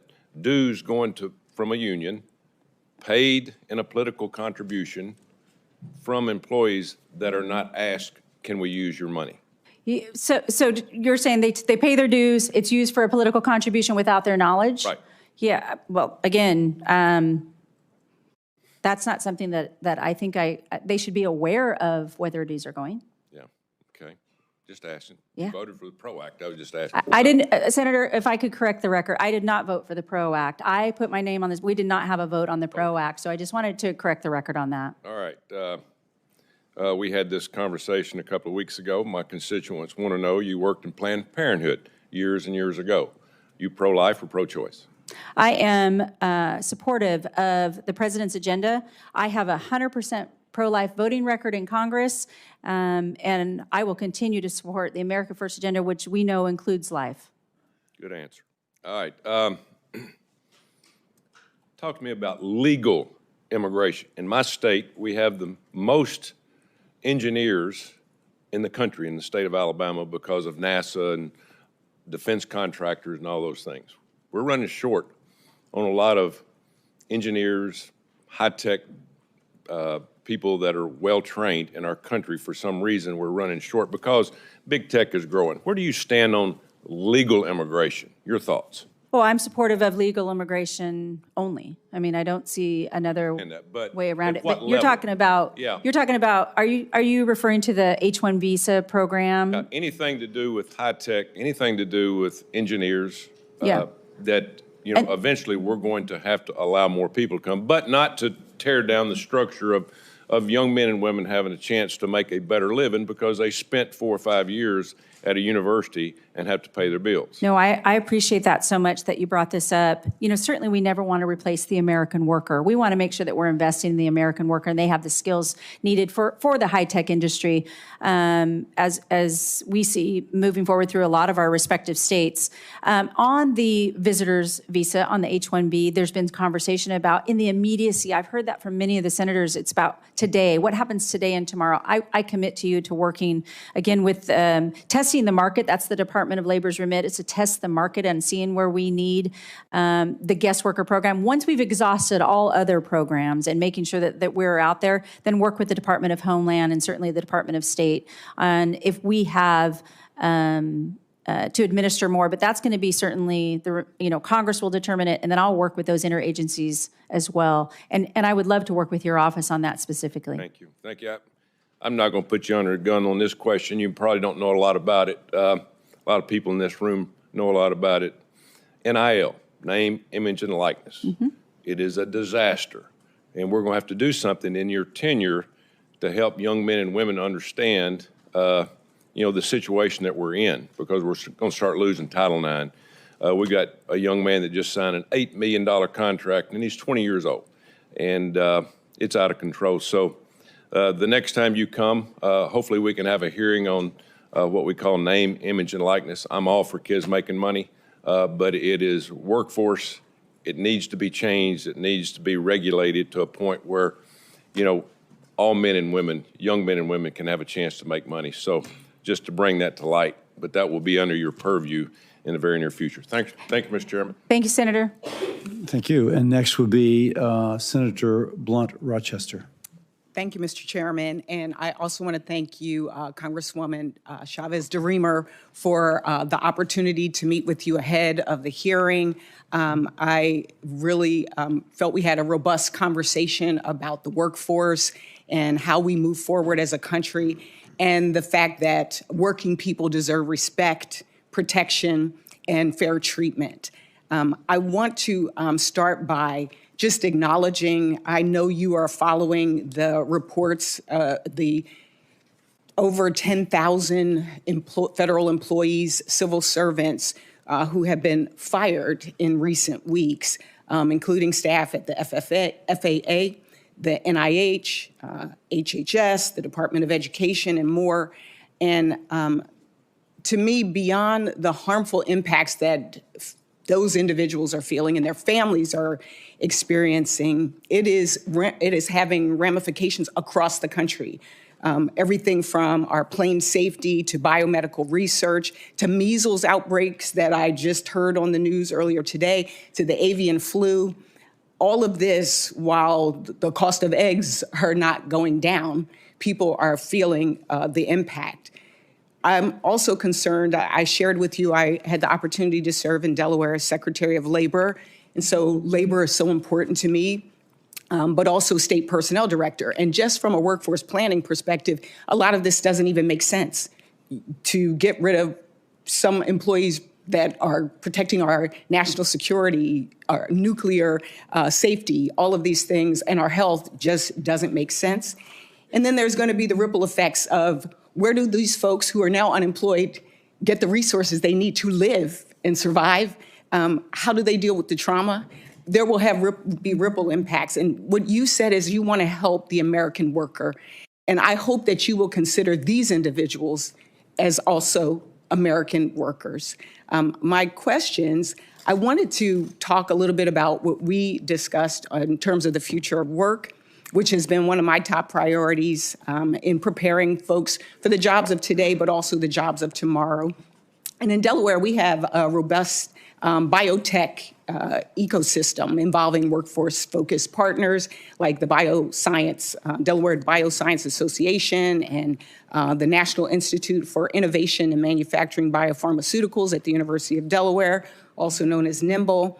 We also have with our students the Delaware Pathways and vocational technical high schools in Delaware, and 2 labor unions. So far, we know we need more workers to grow our economy. Do you have a plan to prepare workers for careers in emerging industries like biotech and AI? Thank you, Senator. I really did appreciate our meeting as well. I know you have the knowledge from a labor department in Delaware and that you ran that. And I hope we work together and you will share with me some of the tips and tricks of the trade, because I don't need to reinvent the wheel in a lot of places. I just need to make sure that we're respecting and honoring your story as well, and for Delawareans. Delawareans. That's right. But this is important, specific to the skill. And I think what we talked about is even more so than high school. We're talking about junior highs. And understanding how important that is for the workforce, that we have to get these young people in early and understanding what they care about, and that we have that workforce. So under the Department of Labor, it is going to be my responsibility to make sure we're investing in that workforce development. I was proud, and I was brought up earlier, to serve on the Ed and Workforce for reauthorizing WIOA. That's, again, a bipartisan. It didn't happen. It didn't go through. And I hope, with all respect and talking to the president, if it aligns, that this is something that if Congress takes it back up, that I can work with you all, not only technically, but to enforcing that and really investing in the workforce specific to high tech, because we know we're going to need those jobs. And so this is an important issue, I would think, to everybody sitting up here, that they're a part of the workforce and respective in every state. I know in our conversation, we talked about making sure that labor as well as industry are present at the table when we make these big policy decisions, when we do legislation. One of the things that I will be focusing on and introducing legislation on is an accelerator, the Advanced Research Projects Agency of the Department of Labor. ARPA-L is similar to what we've done for health with ARPA-H. with defense for DARPA, which gave us groundbreaking technologies like the internet and Siri. And so hope to work with you on these as well. And again, let's make sure that we focus on all workers. That includes those folks that are being fired, laid off, and in a lot of trauma. Thank you, and I yield back. Thank you, Senator. Thank you, Senator. Senator Murkowski. Thank you, Mr. Chairman, and welcome to the committee. I enjoyed our conversation. We had a chance to talk a little bit about the Alaska workforce. I'm looking at an article that just came out, and it cites to the Alaska State Department of Labor and Workforce Development, looking at labor statistics or workforce statistics back in 23. We don't have 24's numbers yet. But right now, non-resident workers in our state make up 23.5% of the workforce. That's a lot. It means we get folks that come to us from other states. When you have 82% of your communities that are not connected by road, you can't move as a worker from one village to another village unless you're willing to pay several $100s for each leg of your airplane ticket to get you to another community for work. So we rely on out-of-state workers. In the oil and gas industry, 37.4% of the workers were non-residents. In the mining industry, non-residents accounted for 41.6%. All right, joining us now to discuss the confirmation hearing for the Labor Secretary nominee is Javier Palomares, President and CEO, United States Hispanic Business Council. Good morning, Javier. So what do you think makes Lori Chavez-Deremer a good candidate for Labor Secretary? You know, I think she's a great candidate for Labor Secretary, predominantly because this is somebody who's got a track record of being able to negotiate, being able to work in a bipartisan fashion to move legislation forward. She comes with experience. She's been a legislator. She's also a small business owner. She, of course, has been pro-union in her past and I think continues to really advocate on behalf of the American worker. But, you know, the combination of being that small business owner, being somebody with a track record of collaboration across the aisle, being somebody who has spoken up on behalf of American business and American labor, I think that combination is unique, it's rare, and I think it makes her the perfect candidate. And how do you think her nomination compares to past labor secretaries? Well, I think, you know, one of the things that's very unique about Lori Chavez-Deremer is that, of course, she supported the Protect the Right to Organize the PRO Act. She has also supported the Social Security Fairness Act, which protects government employees. You know, those are two notable pieces for a labor secretary, and certainly a labor secretary that's going to work in a Trump administration that has already, you know, attacked government workers, if you will. So these are going to be unique aspects that, you know, Lori Chavez-Deremer will bring to the job. It will, I think, also inform this administration and their strategy as they move forward. You know, things like DOGE are important, and whether you agree with DOGE or not, and how this administration is moving forward in its austerity measures and trying to cut costs. The fact of the matter is that the rights of the worker need to be considered, and how we move forward as an economy, as a nation, in terms of our labor needs, not only today but for the future, are critically important. And having someone who brings that balance and has the ear of the president, I think will be critically important. And I think that's what Deremer brings to the job. And where do you put her level of experience? Does she have the required experience for this position? Well, certainly she has experience. You know, it could be debated how long she's had the experience, but the fact of the matter is, compared to some of the other nominees, she actually has experience. She's actually legislated. She's actually worked with some of the members who are talking to her as we speak. And so that will account for a lot, in my opinion. She brings that experience. And then as background, even before her time in Congress, she was a business owner. You know, she's lived in Oregon and worked with American families in Oregon. She's done quite a bit to help the Oregon small business community. I think these are elements that she brings to the job, experiences that she brings to the job that I think are critically important for an administration that has several cabinet members that don't have any experience at all in the roles that they're currently in. So specifically, what does that bring to the job for her? You know, her background being a small business owner, how is that going to influence her actions in this position? Well, I think it's important. You know, when you think about it, President Trump in his prior term was, I think, could be considered an anti-union president. He challenged OSHA. He reduced the amount of OSHA inspections and inspectors. He promised at the time to veto the PRO Act. And so bringing somebody that has been, supportive of the PRO Act or supportive of the American worker, I think it's a pivotal turning point in Donald Trump's thinking. It also illustrates, I think, that Donald Trump is willing to bring people onto his cabinet at the highest levels who may or may not agree 1,000% with his views. That, to me, I think speaks volumes of his willingness to sit with someone that may, from time to time, have a different view. That, I think, is critical because it adds that balance that's necessary. That's what I'm focused on. It's less about how much time she served in her prior role. It's less about whether, she is pro-legislation or pro-American workers.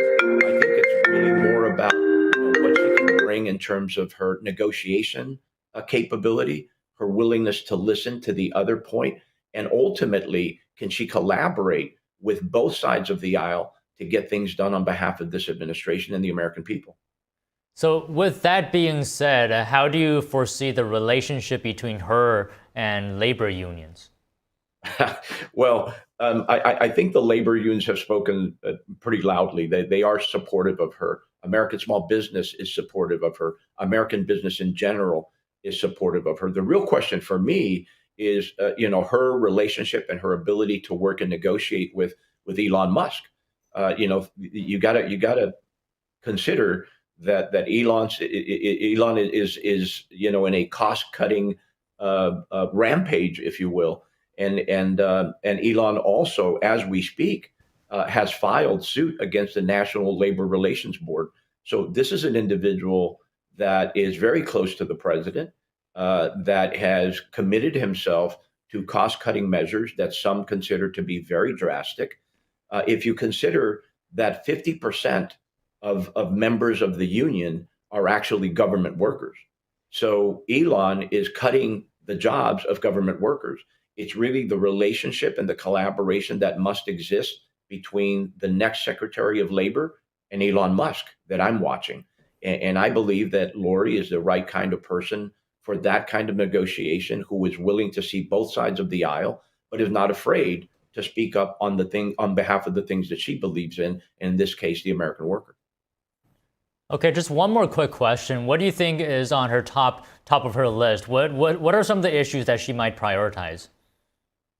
Certainly, I think where we stand right now, the balance between the cost-cutting measures that this administration has committed to, they ran on that. That's top priority is how do you balance that with the needs of the American worker?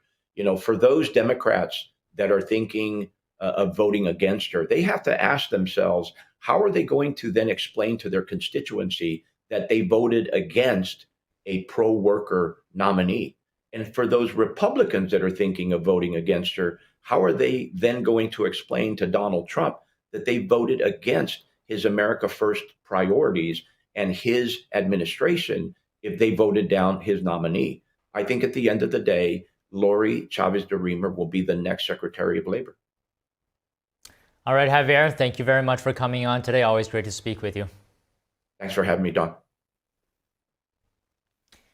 Next, Tesla CEO Elon Musk and President Trump sat down for an interview which aired last night. The pair discussed their efforts to dismantle what they described as an unelected bureaucracy and reduce waste, speaking on Fox News. What all we're really trying to do here is restore the will of the people through the president. And what we're finding is that there's an unelected bureaucracy. Speaking of unelected, there's a vast federal bureaucracy that is implacably opposed to the president and the cabinet. If the will of the president is not implemented, and the president is representative of the people, that means the will of the people is not being implemented. And that means we don't live in a democracy, we live in a bureaucracy. And so I think what we're seeing here is the thrashing of the bureaucracy as we try to restore democracy and the will of the people. And it will be hundreds of billions of dollars worth of fraud. I say waste and abuse, but fraud, waste, and abuse. And he's doing an amazing job. And he attracts a young, very smart type of person. Musk described himself as a technologist who tries to make technologies that improve the world. The SpaceX CEO says his teacher says tech support because that's what he is providing to the president.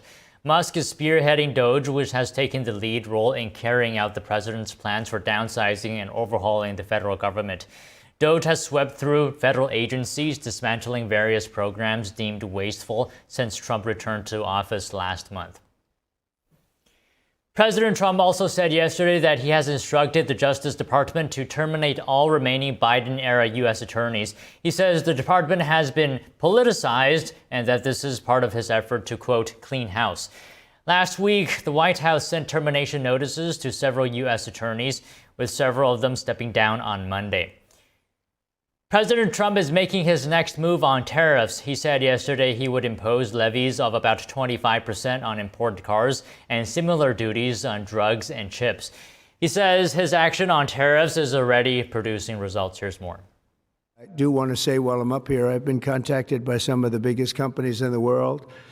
And because of what we're doing economically and through tariffs and taxes and incentives, they want to come back into the United States. And we'll be announcing various very large companies, the biggest actually, and they'll be coming back having to do with chips and having to do also with cars. Trump also said more details on the auto tariffs would come on April 2nd, a day after cabinet members are due to report to him on options for new measures. He has long complained about what he sees as unfair treatment of US automotive exports. The EU, for example, imposes a 10% levy on vehicle imports, or 4 times the duty imposed by the US. However, Washington collects a 25% tariff on most imported pickup trucks, protecting a lucrative part of the market for domestic makers like Ford and Chevrolet. Trump says tariffs on drugs and chips will also start at 25% or above, and then go substantially higher over the course of the year. He didn't set a date for starting those levies, saying he wants to give pharmaceutical and tech firms time to set up US factories. Since his inauguration a month ago, Trump has stacked an extra 10% tariff on all imports from China. He's also set a March 12th start date for tariffs on imports of steel and aluminum. And while he has postponed measures targeting Mexico and Canada, he's also told his team to draw up reciprocal tariffs matching those imposed by all trading partners. Major export stocks were among the decliners in Wednesday morning trade in Asia following the news. In Japan, auto brands Mazda and Subaru both fell around 2% in early trade, as did drug maker Daiichi Sankyo. Over in Taiwan, chip giant TSMC fell around 1%. And for around-the-clock original news coverage, watch us live at ntd.com/live or download our NTD app. We'll cover more stories right after this break. Stay tuned.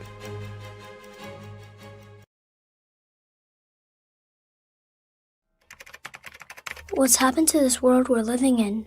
Why?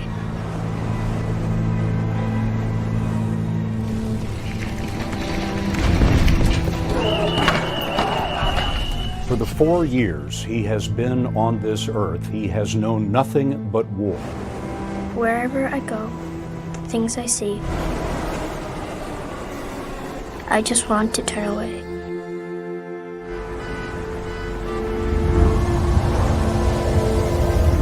The dreams I have, the stories I could tell, will they still be possible? This year, more than ever, I need a brand new world. A clean world.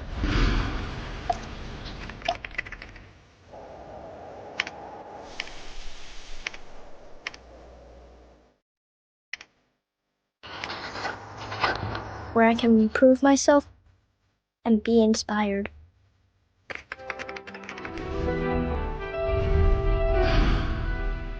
My stage can be anywhere and everywhere, but it begins here.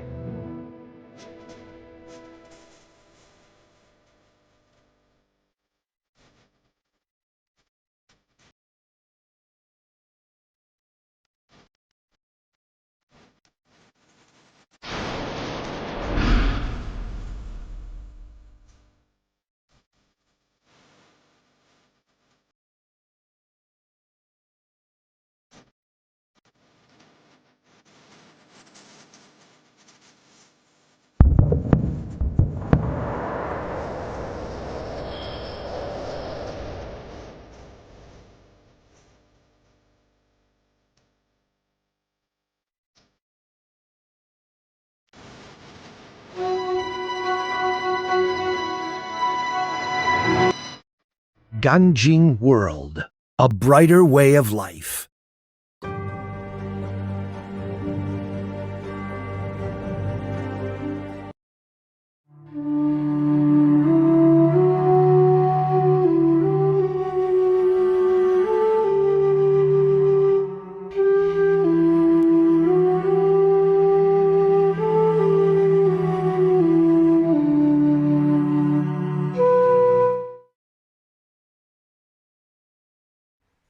Welcome to NTD News Today. Here are today's top stories. Senators start debate on advancing a piece of Trump's agenda. Trump now weighing in amid House and Senate disagreements. President Trump and Russian President Vladimir Putin could meet as soon as this month. The meeting would mark the first face-to-face discussions between an American president and the Russian leader since 2021. The Senate confirms President Trump's pick to lead the Commerce Department. A look at Howard Lutnick and his plans to advance President Trump's trade agenda. A federal judge and an attorney from the Justice Department get into a heated debate over preferred pronouns and military readiness. Turkey has begun exporting more than 15,000 tons of eggs to the United States amid the ongoing outbreak of bird flu. A British mayor was blown away by classical Chinese dance company Shenyun. The show seeks to revive China's authentic traditional culture. The mayor called for more shows next year in his city and across the United Kingdom.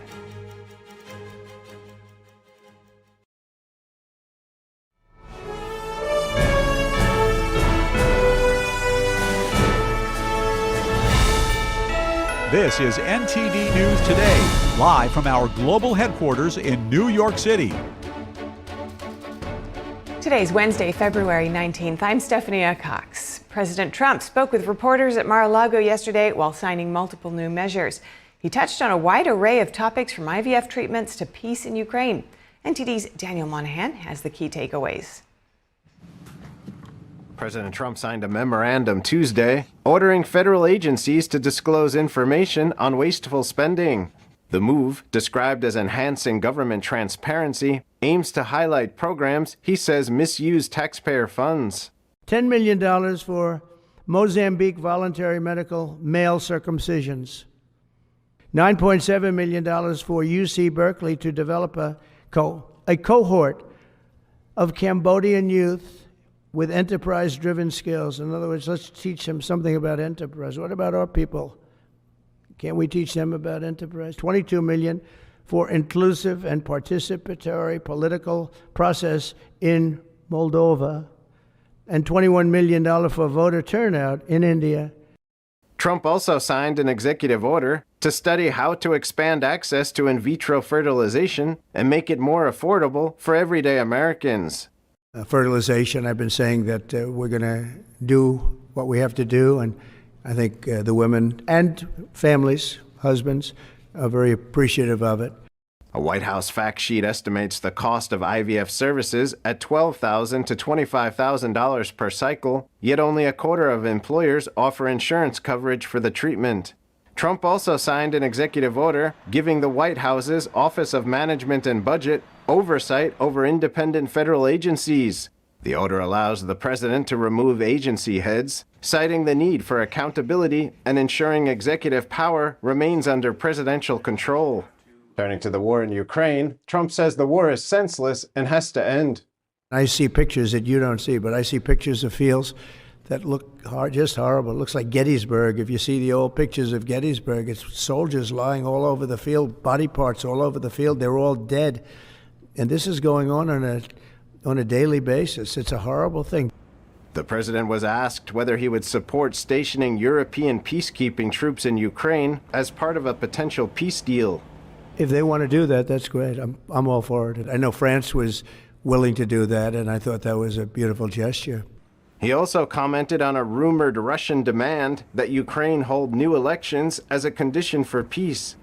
Well, we have a situation where we haven't had elections in Ukraine, where we have martial law, or essentially martial law in Ukraine, where the leader in Ukraine, I mean, I hate to say it, but he's down at 4% approval rating. It's been a long time since we've had an election.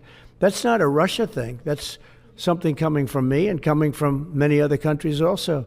Trump addressed concerns about restricting the Associated Press's access to his events and news conferences. But the Associated Press just refuses to go with what the law is and what is taking place. It's called the Gulf of America now. It's not called the Gulf of Mexico any longer. Finally, Trump was asked about potential conflicts of interest involving DOGE and SpaceX employees working within federal agencies like the FAA and the Defense Department, which have major contracts with Musk's companies. I told Elon, any conflicts, you can't have anything to do with that. So anything to do with possibly even space, we won't let Elon partake in that. With these new orders, Trump targets spending, IVF access, and federal oversight, shaping his administration's agenda. Daniel Monahan, NTD News. Tesla CEO Elon Musk and President Trump sat down for an interview which aired last night. The pair discussed their efforts to dismantle what they described as an unelected bureaucracy and reduce waste. Speaking on Fox News. What all we're really trying to do here is restore the will of the people through the president.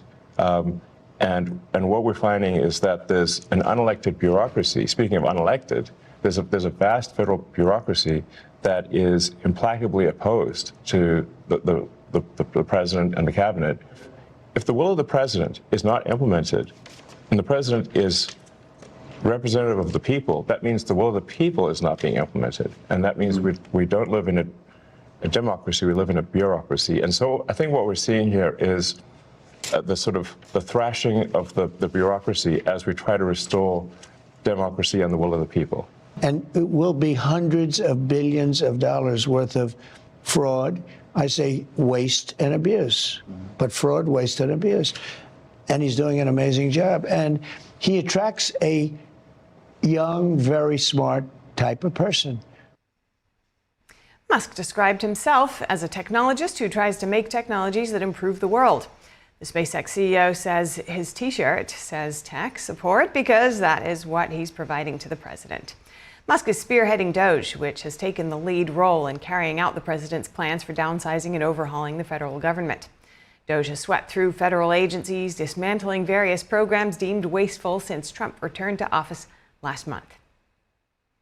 And Trump also said yesterday that he has instructed the Justice Department to terminate all remaining Biden-era U.S. attorneys.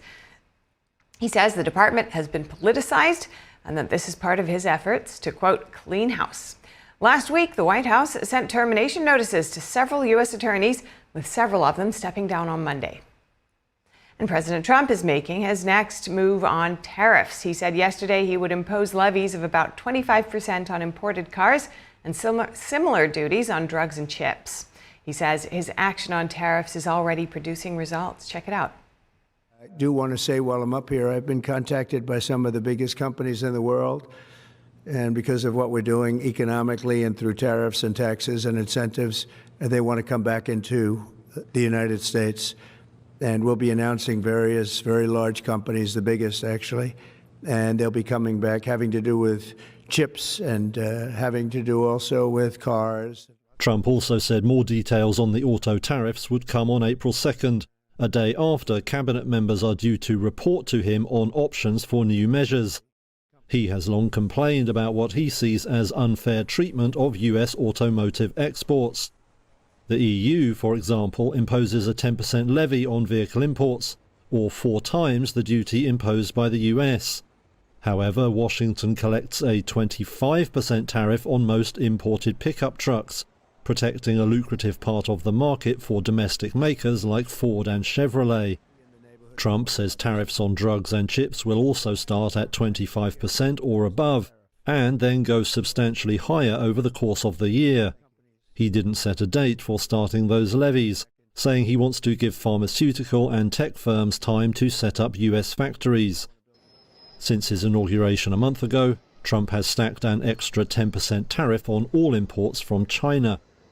He's also set a March 12th start date for tariffs on imports of steel and aluminum. And while he has postponed measures targeting Mexico and Canada, he's also told his team to draw up reciprocal tariffs matching those imposed by all trading partners. Major export stocks were among the decliners in Wednesday morning trade in Asia following the news. In Japan, auto brands Mazda and Subaru both fell around 2% in early trade, as did drug maker Daiichi Sankyo. Over in Taiwan, chip giant TSMC fell around 1%. A federal judge and a Justice Department attorney get into a heated exchange while debating preferred pronouns in the military. U.S. District Judge Anna C. Reyes asked Justice Department lawyer Jason C. Lynch to explain how the continued use of preferred pronouns would impact military readiness, before cutting him off and saying that it does not impact military readiness. The Justice Department was in court to defend President Trump's executive order blocking transgender people from military service. The order also stops the use of, quote, invented and identification-based pronoun usage. Today, the CEO of Delta Airlines said the flight crew on board the jet that crash-landed in Toronto was experienced. Video captured the plane flip over before careening down the runway on Monday. Chief Executive Ed Bastian told CBS the crew on Delta's Endeavour Air subsidiary was familiar with the wintry conditions at Toronto Pearson International Airport. Investigators said they recovered black boxes for lab analysis yesterday. The Transportation Safety Board of Canada said that parts of the CRJ 900 aircraft separated and a fire ensued on impact. The airport had been dealing with high winds and frigid temperatures after a major weekend snowstorm. All of the 21 injured are expected to survive. Coming up, the U.S. launching an aggressive campaign against drug cartels, reportedly using drones to search for fentanyl labs in Mexico. The deadly drug is a key piece of the overdose epidemic in the U.S. And multiple lawsuits against DOGE make their way through the legal system. From layoffs to the power to dismiss agency heads, we take a closer look. A task force to declassify government secrets selects new members. More on what secrets they hope to declassify after the break.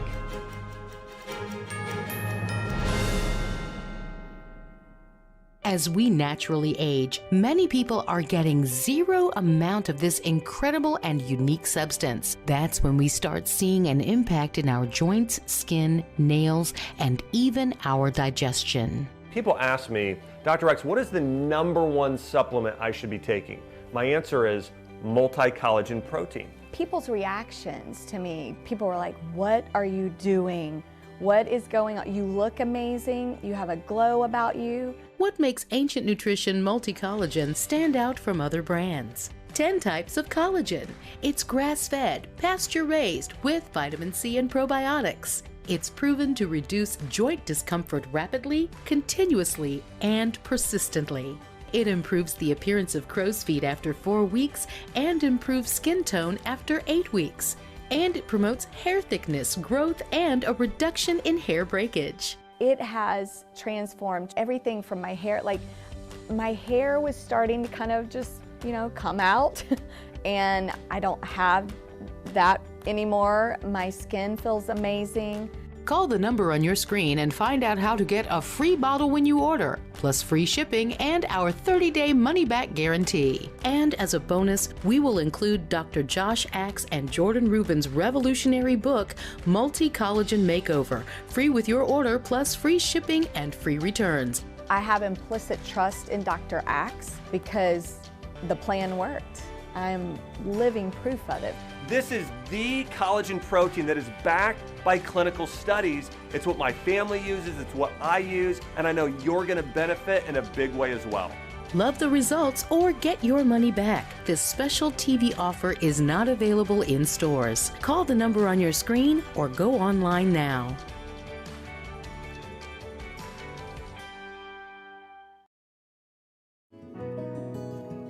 Looking for a healthy and smooth-tasting brew? Drop by Days Coffee Roasters today and explore our wide selection of specialty-grade, small-batch roasted coffee. Home to North America's first enzyme-fermented coffee, we source a wide selection of specialty-grade coffee beans from around the world, and our baristas are ready to craft your customized brew. Visit Days Coffee at 28 North Street, Middletown, New York. Come experience a brew like no other.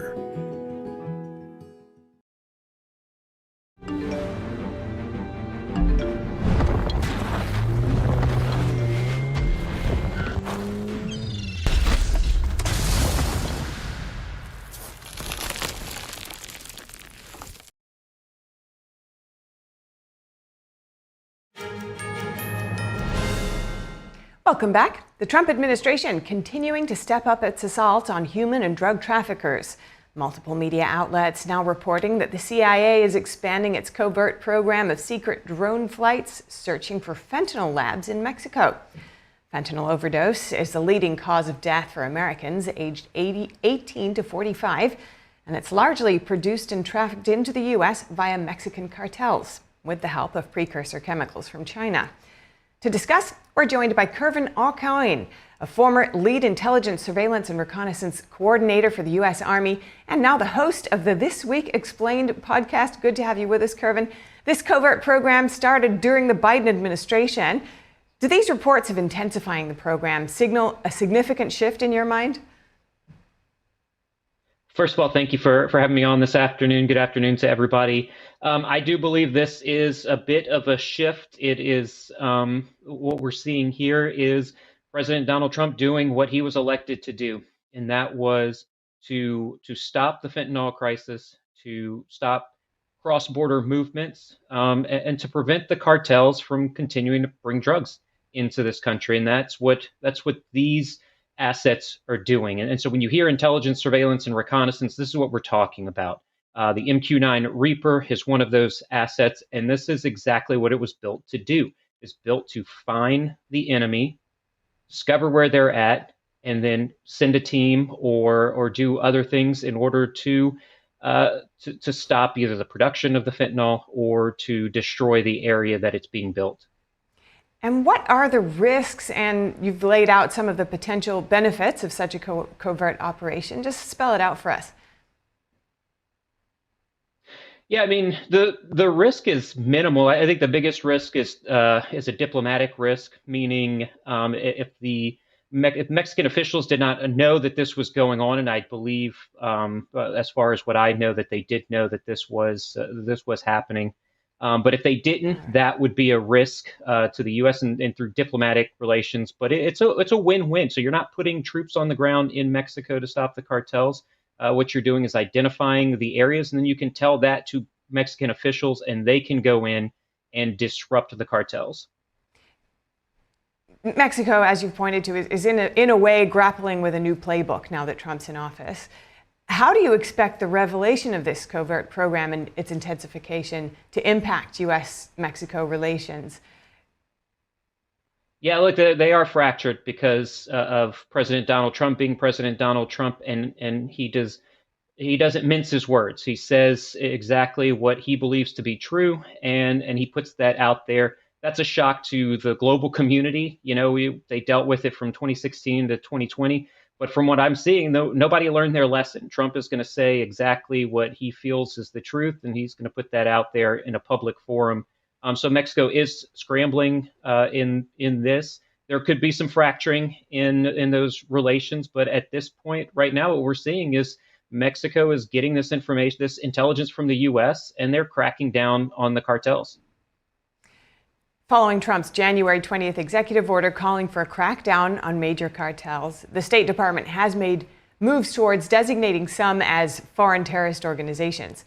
Could that potentially lay the groundwork for direct U.S. strikes against the cartels and their drug labs in Mexico? It's possible. However, that is going to take some work. Mexico is going to have to agree to that because listen, I want to be very clear. These MQ-9 Reapers, their payloads are intelligence-based. They're ISR-based. From what I know, there are no munitions on these MQ-9 Reapers.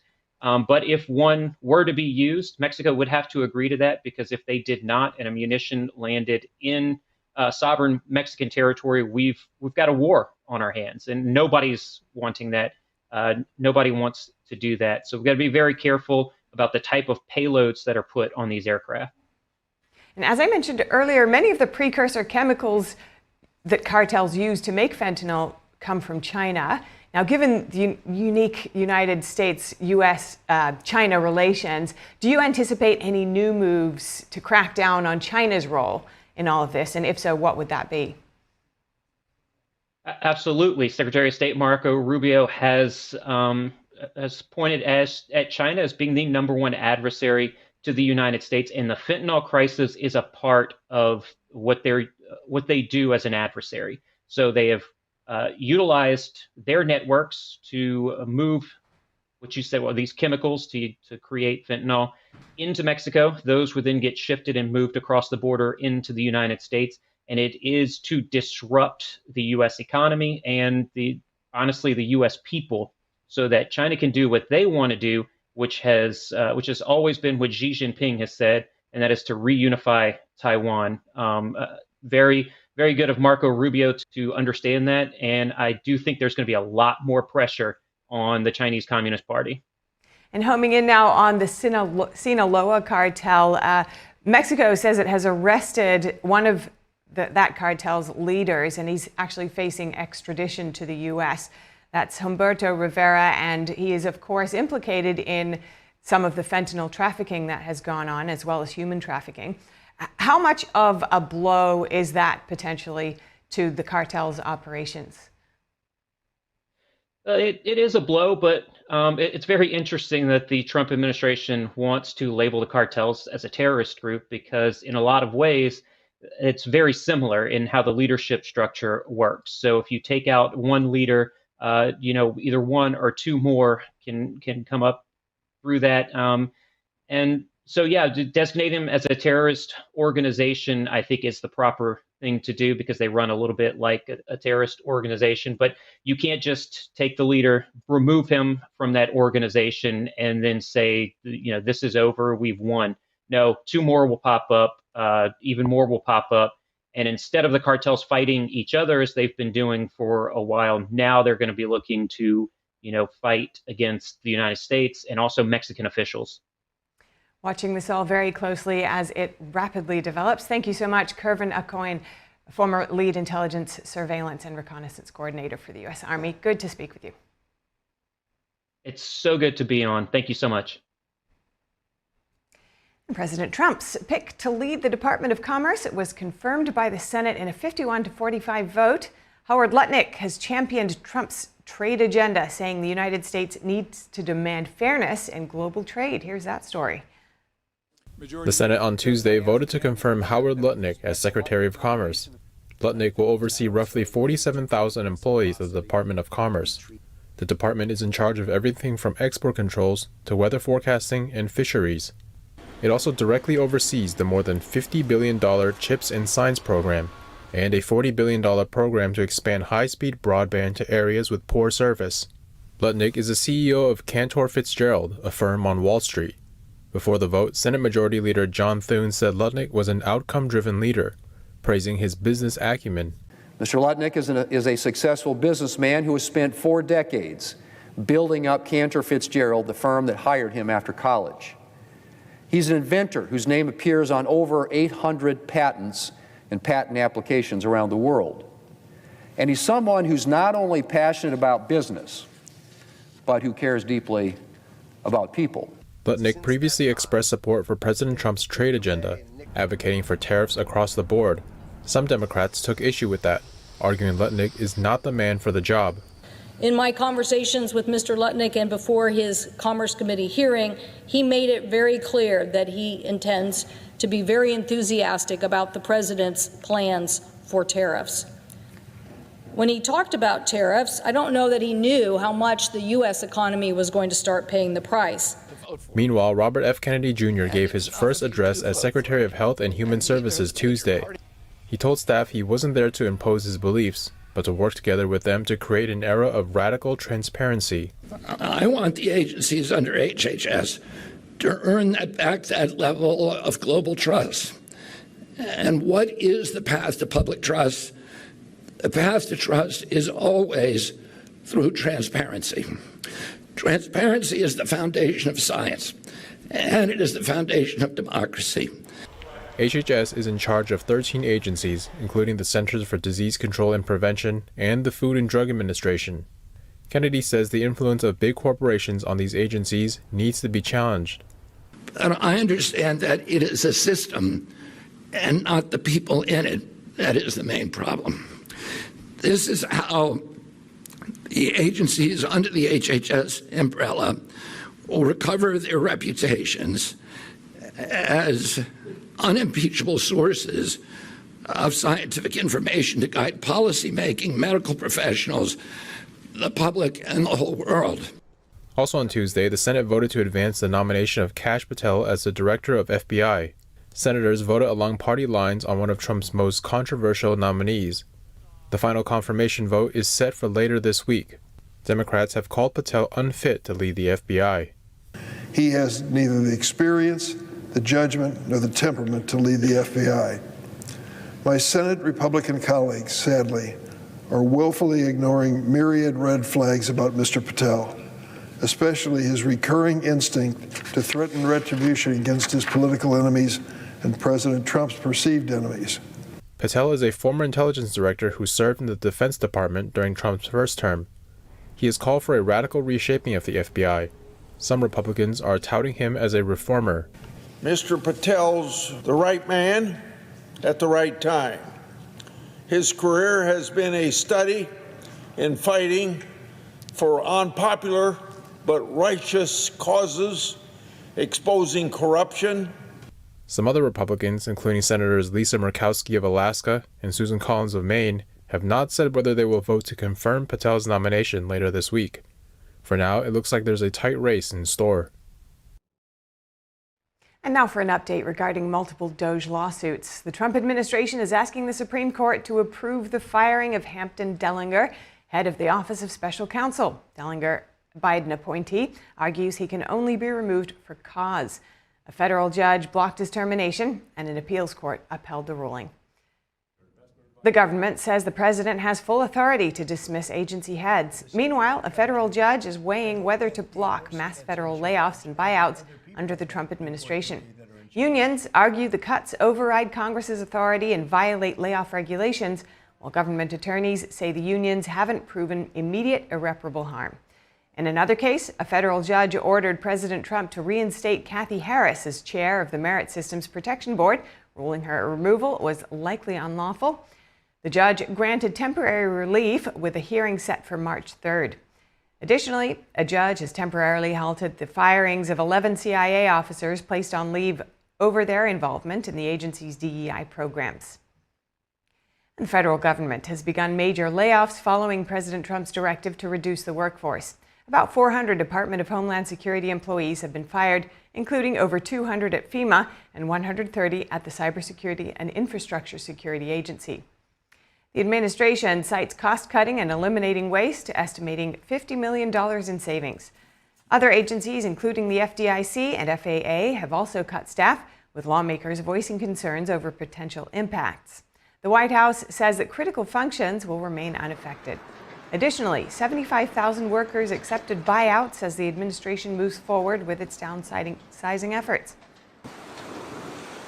A committee in the House of Representatives added new Republican members of Congress to a task force designed to declassify government secrets. The task force was formed after President Trump's executive order to declassify records related to the assassinations of John F. Kennedy, Robert F. Kennedy Sr., and Martin Luther King Jr. New appointments of Republican members of Congress were made to the task force yesterday. The task force will go beyond what was mentioned in Trump's executive order to also investigate Jeffrey Epstein, COVID-19 origins, UFOs, and 9/11, that is. Congressman James Comer says the purpose of the task force is to make the government more transparent and to counter distrust. This afternoon, senators started to debate on a budget resolution that will carry Part 1 of President Trump's agenda. House leaders, however, are insistent on a different approach. Now Trump is weighing in. Joining us to discuss is NTD's congressional correspondent, Melina Wisecup. Good to have you, Melina. How are Democrats responding to this bill? Hi, Steph. Good to see you again today. So like you just mentioned, the Senate is now moving forward with that 50 hours of debate on that budget resolution, which is the first step to passing that budget reconciliation. And like you just mentioned, yes, it's only one part of Trump's agenda. The Senate version of this reconciliation bill would only include upwards of $300 billion to fund ICE as well as other border initiatives, fund the Defense Department as well as some energy policies. But notably, the Senate version does not include any tax provisions. It does not extend Trump's 2017 tax cuts, which is really the major difference between the House version of the reconciliation approach and the Senate version. And now Trump is weighing in, like you just mentioned, and he's actually throwing his support behind the House version, showing discontent with that Senate version. I'll read you exactly what Trump said on Truth Social just this morning. He said, unlike the Lindsey Graham version of the very important legislation currently being discussed, the House resolution implements my full America First agenda, everything, not just parts of it. Now he's calling on the Senate to follow the House's lead here and go ahead and let the House version play out. The House leaders are supposed to bring this resolution up to the floor for a vote when they come back from recess next week. But the Senate is moving ahead on their own approach. So now what we're looking for is, will Senate leaders on the Republican side be willing to defy Trump here and continue with their two-track approach that they've already started this week? Or would this latest comment from Trump deter them and allow them to try to follow the House like Trump is wishing for? All right, great report. Thank you so much, Melina Wisecup. Good to see you. And coming up, the Hamas terrorist group has agreed to release more hostages from the Gaza Strip. Meanwhile, Israeli forces are staying in Lebanon past the ceasefire deadline, despite calls from the Lebanese government to withdraw. And President Donald Trump and Russian President Vladimir Putin could meet as soon as this month. The meeting would mark the first face-to-face discussions between an American president and the Russian leader since 2021. A new development over the South China Sea. The Chinese Navy deployed a helicopter to tail a Philippine civilian plane. More on that after the break.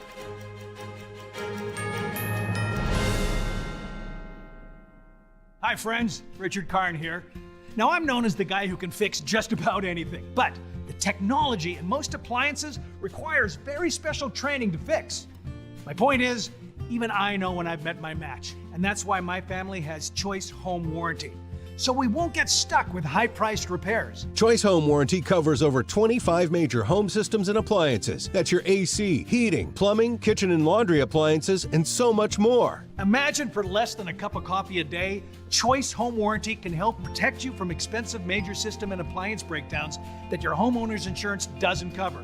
But you have to call now before it's too late. Every homeowner should have Choice Home Warranty. Your homeowner's insurance is not going to cover your appliances. Washing machine, dryer, refrigerator, air condition. If I had any issues arise, they were able to take care of it immediately. Now, homeowner's insurance won't protect you when your home's major systems and appliances break down due to normal wear and tear. But Choice Home Warranty will.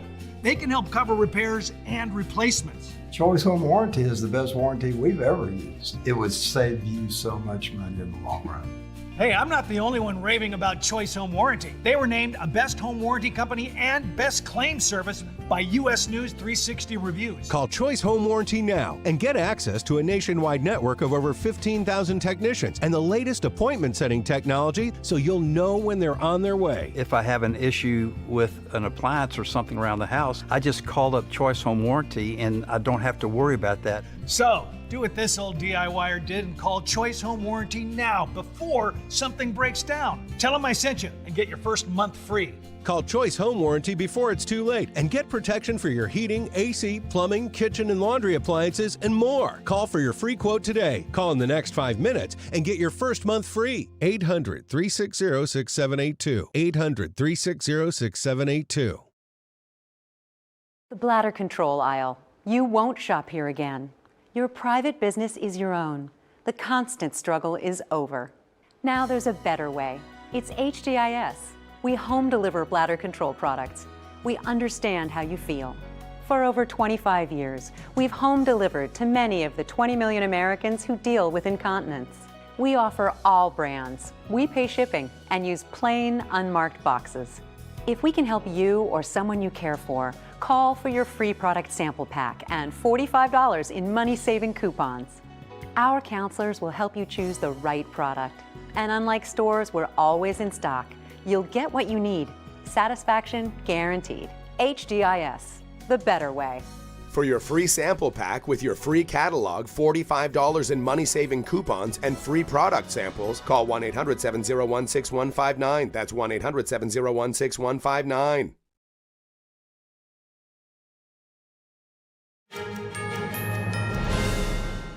Welcome back. The Hamas terrorist group recently announced more hostages will be released from the Gaza Strip.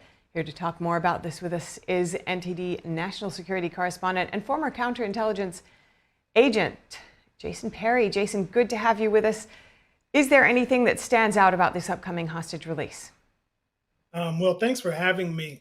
Well, this exchange is going to include 6 living hostages and sadly, the bodies of 4 hostages. And those bodies will include members of the Bibas family, a mother and her 2 young children, who were all taken hostage during the October 7th attacks. The family's father, Yarden Bibas, was also taken hostage on that day, and he was released earlier this month.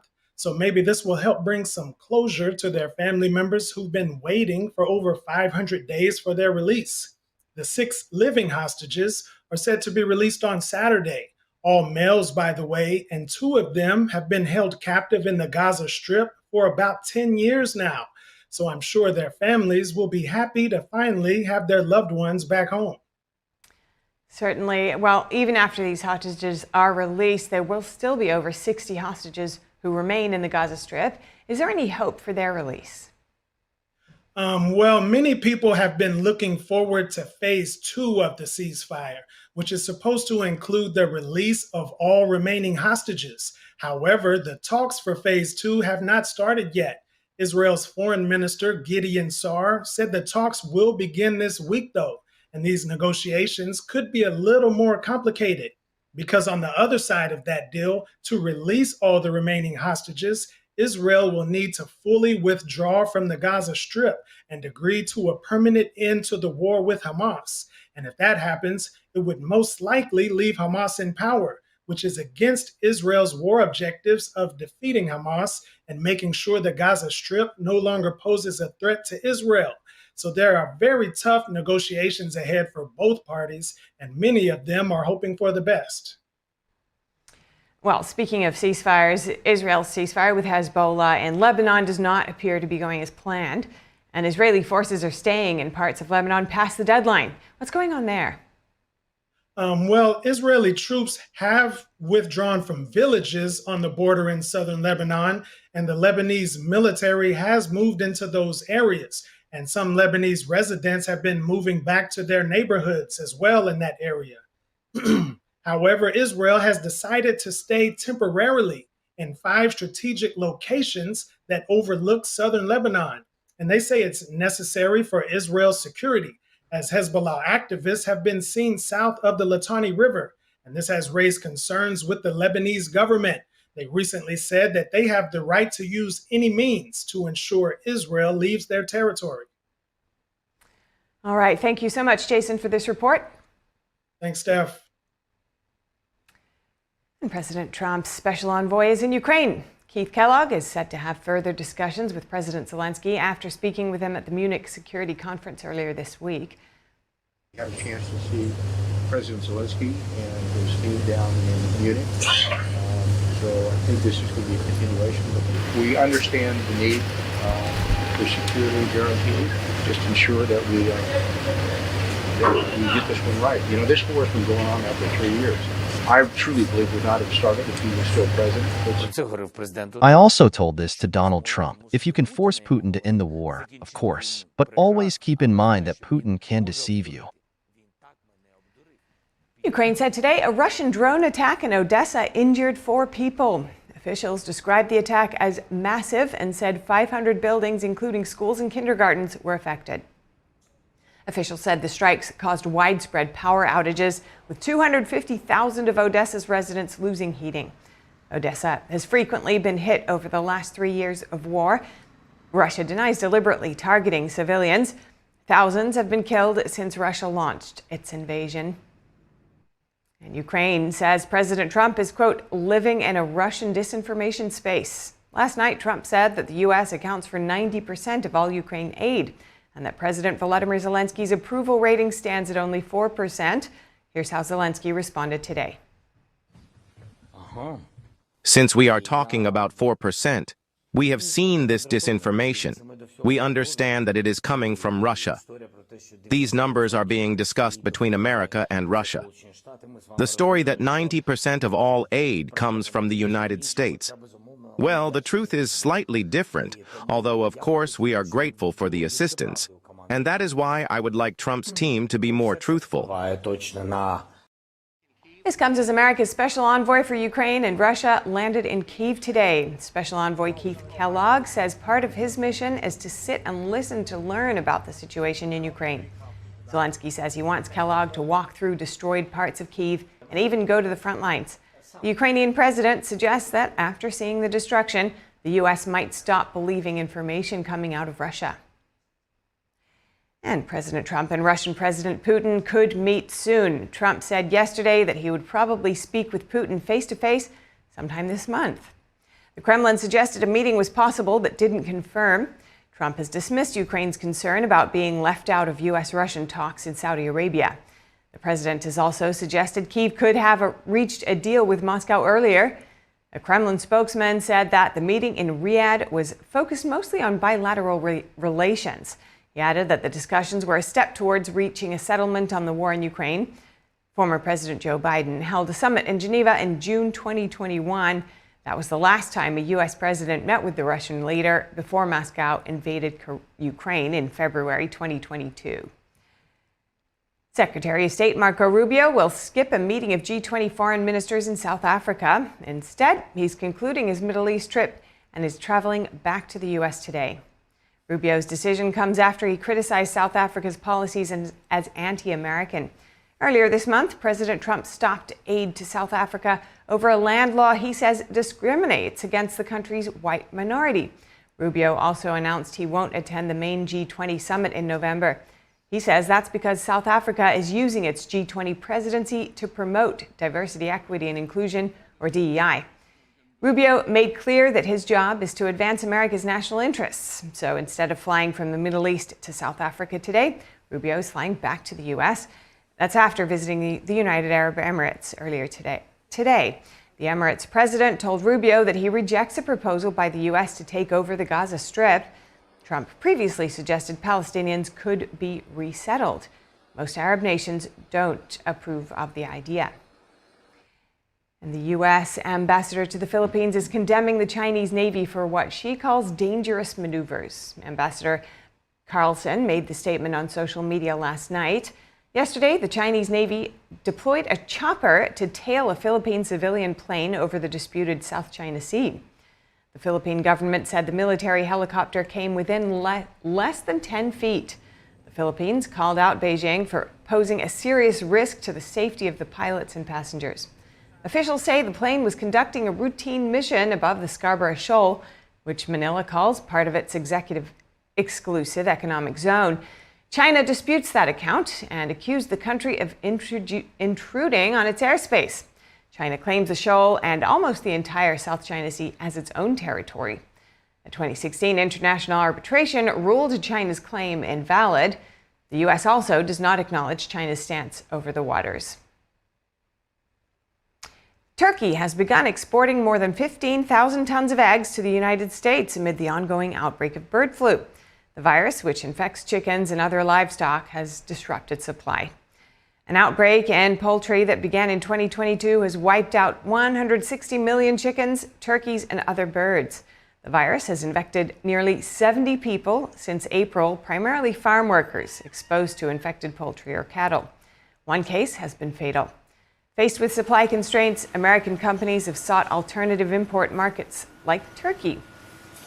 The nation's egg producers' central union said the deal is expected to generate around $26 million in export revenue. Coming up, a British mayor was blown away by classical Chinese dance company Shen Yun. The show seeks to revive China's authentic traditional culture. The mayor called for more shows next year in his city and across the United Kingdom. More on his review after the break.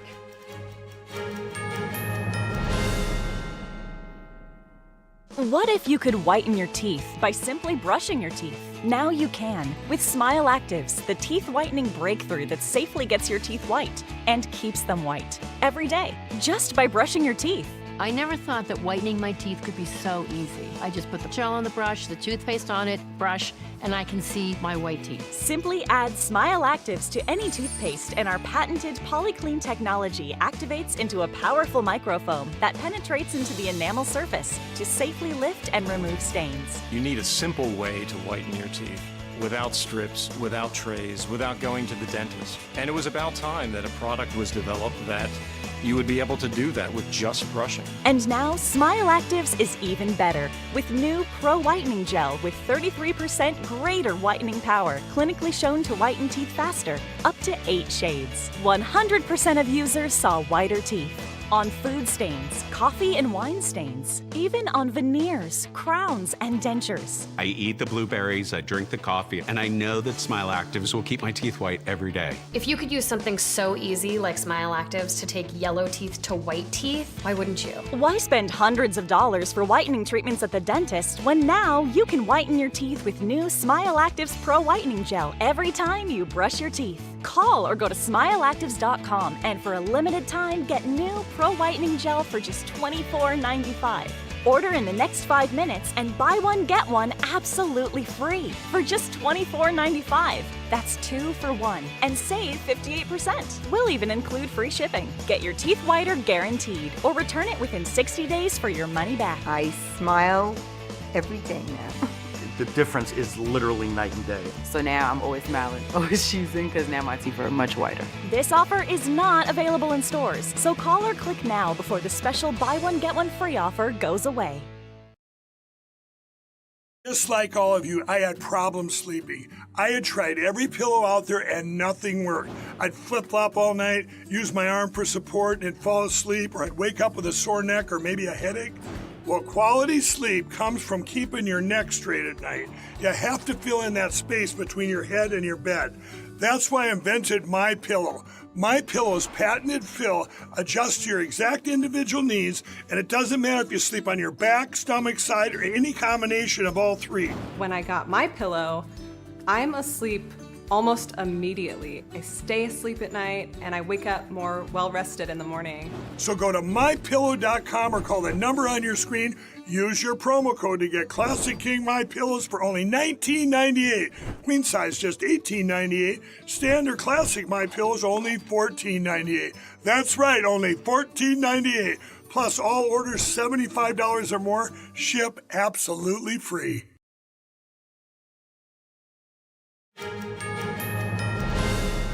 Welcome back. Winterlude, one of the largest winter festivals in North America, came to a close this week in the capital region of Canada, drawing hundreds of thousands of people braving the cold and enjoying different winter activities. Today we'll take a look at the Snowflake Kingdom. Shane Rankin has the details. The Snowflake Kingdom, a winter playground in the national capital region of Canada, allows for taking advantage of all that winter has to offer. We have some big slides there for kids of all ages. We have a zip line, a big, huge maze. There's even opportunities for kids to learn how to ski and snowboard being offered there too. I'm super excited to be here. It feels like a Christmas movie. I'm from Madagascar, so I never came here before. It's my first time. Winterlude was created in 1979 to celebrate Canada's unique northern culture and climate. According to the Federal Department of Canadian Heritage, each year around 600,000 people attend Winterlude, with nearly 1/3 coming from outside the region. We don't have this type of weather in Brazil, like we don't have snow there, so like snow activities are pretty fun. It's something different for me to try here. I really liked the tubing. Scared, but I felt good afterwards, so I recommend doing it. In addition to the Snowflake Playground, ice carving in the capital's downtown and the 5-mile Frozen Canal Skateway were the main parts of this year's festival. I really feel that for people to get dressed, put on your toque, your winter boots, and get outside and enjoy the winter, it's something that is very important for folks to do. Shane Rankin, NTD News, Canada. A look now to the holistic health scene here in New York City. As we all know, health is wealth. One team is bringing some new wellness and beauty options to New Yorkers. NTD's Fiona G. reports. More and more Americans are looking for more healthy and more holistic ways of feeling good and looking good. Now, of course, there are your usual practices. You know, you sleep well, you eat well, you get your 10,000 steps in every day. And of course, those are great practices. You should keep doing those. But what if I said these tiny little needles can also help you with your health goals? I went to the grand opening of Phoenix Care in Midtown Manhattan. They're a Chinese medicine clinic that specializes in traditional Chinese medicine and physiotherapy services. I spoke with Dr. Serene Feng, an acupuncturist and herbalist with over 20 years of experience and the owner of the clinic. She talked about what makes Chinese medicine so special. It's a whole idea, whole understanding about the human being, about the universe, about the nature. She says traditional Chinese medicine looks at different parts on the outside of the body to understand what's happening inside the body. By fixing internal problems, patients truly feel better from within to without. The eyes is opening of the liver. We look at the eyes, we will know, okay, her liver condition current, whether it's good or not, is excessive or deficient. And then the nose is opening of the lung, mouth opening of the spleen, and ears opening of the kidney. A key offering at the clinic is cosmetic acupuncture. Winston Shen, a famed acupuncturist from Taiwan, says this is a non-invasive alternative to typical beauty treatments like injections. Using Chinese medicine's acupuncture methods, we can achieve similar results to Western medicine's hyaluronic acid and Botox. So using acupuncture, even on your face, will increase your collagen production, help with your blood circulation, and adjust your fascia. All those needles on your face can seem scary and painful, but does it really hurt? Even if you have 100 needles stuck in your face, you will completely not feel it, because the needles are so thin. In fact, the needles are thinner than hair. They're bendy and they won't pierce through your skin unless a doctor uses the proper technique. Phoenix Care offers other services as well, including massage, herbal medicine, and physical therapy. Dr. Feng hopes to combine Eastern and Western medicinal practices to bring a more comprehensive health experience to New Yorkers. Reporting from Manhattan, Fiona G., NTD News.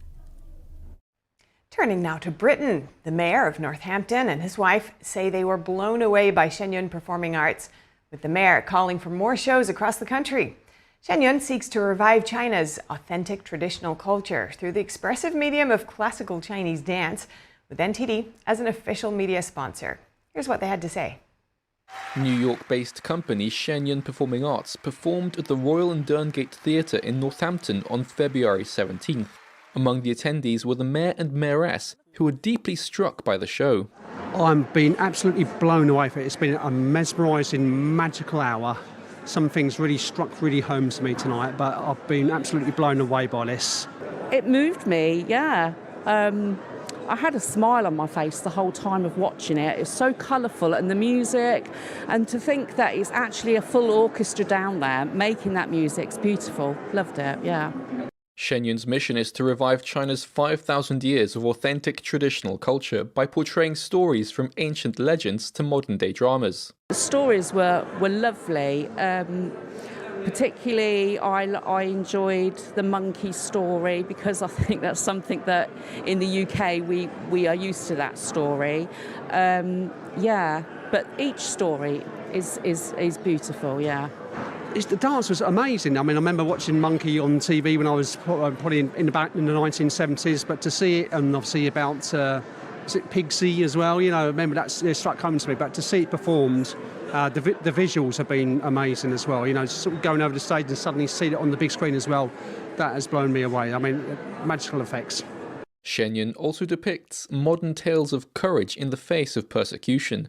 Under the communist regime, China's spiritual culture and traditions have been systematically suppressed and destroyed. There's things there that struck home about the revolution when it happened, the nature of when it happened and what it's done to the country at the moment, and obviously it's so powerful thinking what the future is going to be when China is free again. I think it shows you, I mean, we always learn from the past, and 5,000 years of culture, that is a lot. I think, in a way, we are all spiritual, and I said that connection between spiritual and humanity, we always need that, but I think it's important to have that divine and human connection. The mayor of Northampton also had a message for Shenyun's artistic director. I've got to say, you've got to see it. I'm going to tell my daughters, they're going to love it, yeah. I think it's all sold out, though, this year, so we'll have to come back next year, but I'm going to tell everybody to go and see it because it's amazing. I'd say we want to see more of these shows across the country. Come back to Northampton. We want 5 more nights of this, actually. Let's say 2 nights, 3 nights is not enough. So I think the more nights, more shows across the country, across the world, just will show everybody what is going on. Obviously, and I see that connection to the divine and the human. Absolutely. Shenyun will continue its UK tour with 4 shows in Bristol from February 20th, followed by 2 more cities soon after. NTD News, Northampton, UK. Stay with us and we'll bring you more news right after this break.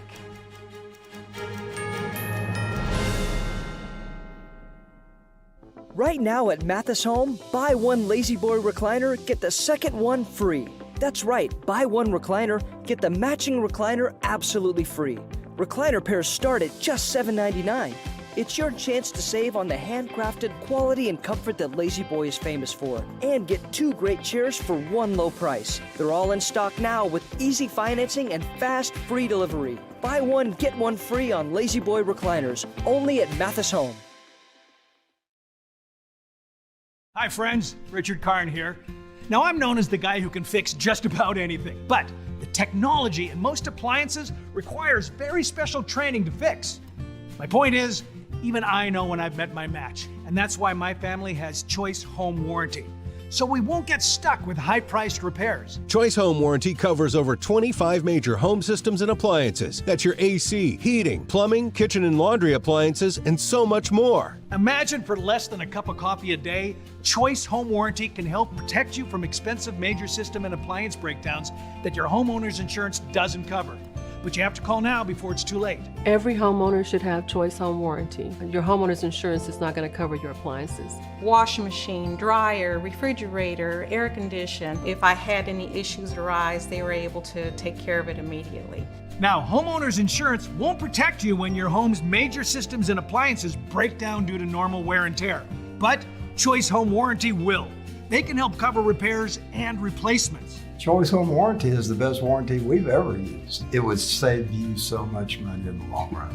Hey, I'm not the only one raving about Choice Home Warranty. They were named a Best Home Warranty Company and Best Claim Service by U.S. News 360 Reviews. Call Choice Home Warranty now and get access to a nationwide network of over 15,000 technicians and the latest appointment setting technology so you'll know when they're on their way. If I have an issue with an appliance or something around the house, I just call up Choice Home Warranty and I don't have to worry about that. So, do what this old DIYer did and call Choice Home Warranty now before something breaks down. Tell them I sent you and get your first month free. Call Choice Home Warranty before it's too late and get protection for your heating, AC, plumbing, kitchen and laundry appliances, and more. Call for your free quote today. Call in the next 5 minutes and get your first month free. 800-360-6782. 800-360-6782. What has lasted 5,000 years was once almost lost. Now, world awaits. The divine culture's return.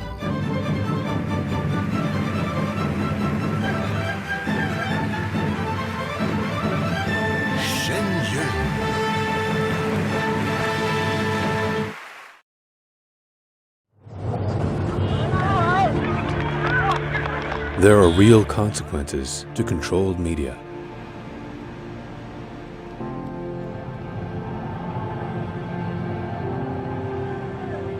And NTD's founders know them firsthand. Our freedom of thought is the price. This is the lesson that guides us in everything we do. So there's the tear gas there. We know the value of a free society. And we take seriously the responsibility to preserve it. We are NTD.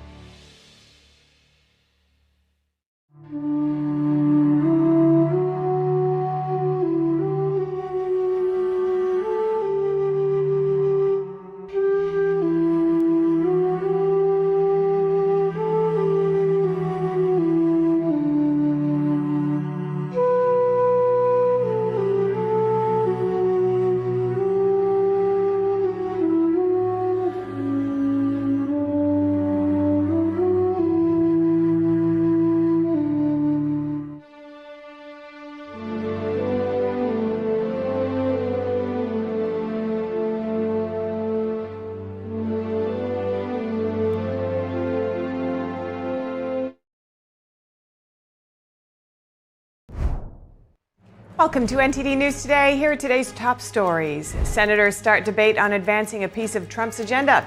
Trump now weighing in amid House and Senate disagreements.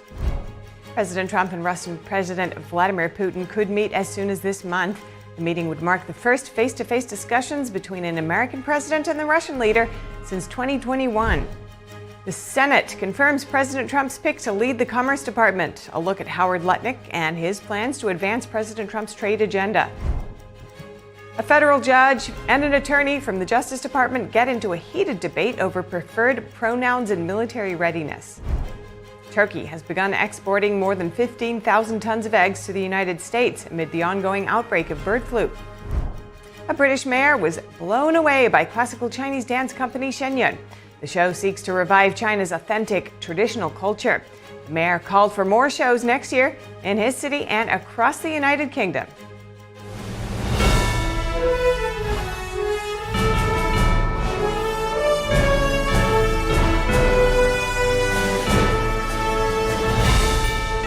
This is NTD News Today, live from our global headquarters in New York City. Today's Wednesday, February 19th. I'm Stephanie Cox. We have breaking news. The Senate just voted to confirm Kelly Loeffler as head of the Small Business Administration. The final vote count was 52 to 46. This marks the 18th member of President Trump's cabinet to get confirmed. Only 4 nominees are left. Loeffler is an entrepreneur and a former senator from Georgia. More than 60 million Americans will face dangerously cold conditions beginning today and stretching into the weekend. North Carolina Governor Josh Stein said the state will respond to the winter storm. Depending on where you are in the state, the storm will certainly disrupt your daily life. Some of you may even have your kids at home with you watching this briefing instead of at school where they normally would be. And while we cannot stop this storm, we can and will respond to it as best we can. A strengthening storm system is expected to bring hazardous winter weather to the central U.S., eventually reaching the mid-Atlantic coast. Bitter cold and snow will complicate recovery efforts in Kentucky, West Virginia, and Virginia, where some communities are still reeling from deadly floods over the weekend. Roughly 3/4 of the U.S. population is expected to experience below freezing conditions by Friday, with temperatures plunging up to 50 degrees below February averages. More than 270 temperature records are expected to be set across at least 27 states. President Trump spoke with reporters at Mar-a-Lago yesterday while signing multiple new measures. He touched on a wide array of topics from IVF treatments to peace in Ukraine. NTD's Daniel Monahan has the key takeaways. President Trump signed a memorandum Tuesday ordering federal agencies to disclose information on wasteful spending. The move, described as enhancing government transparency, aims to highlight programs he says misuse taxpayer funds. $10 million for Mozambique voluntary medical male circumcisions. $9.7 million for UC Berkeley to develop a cohort of Cambodian youth with enterprise-driven skills. In other words, let's teach them something about enterprise. What about our people? Can't we teach them about enterprise? $22 million for inclusive and participatory political process in Moldova, and $21 million for voter turnout in India.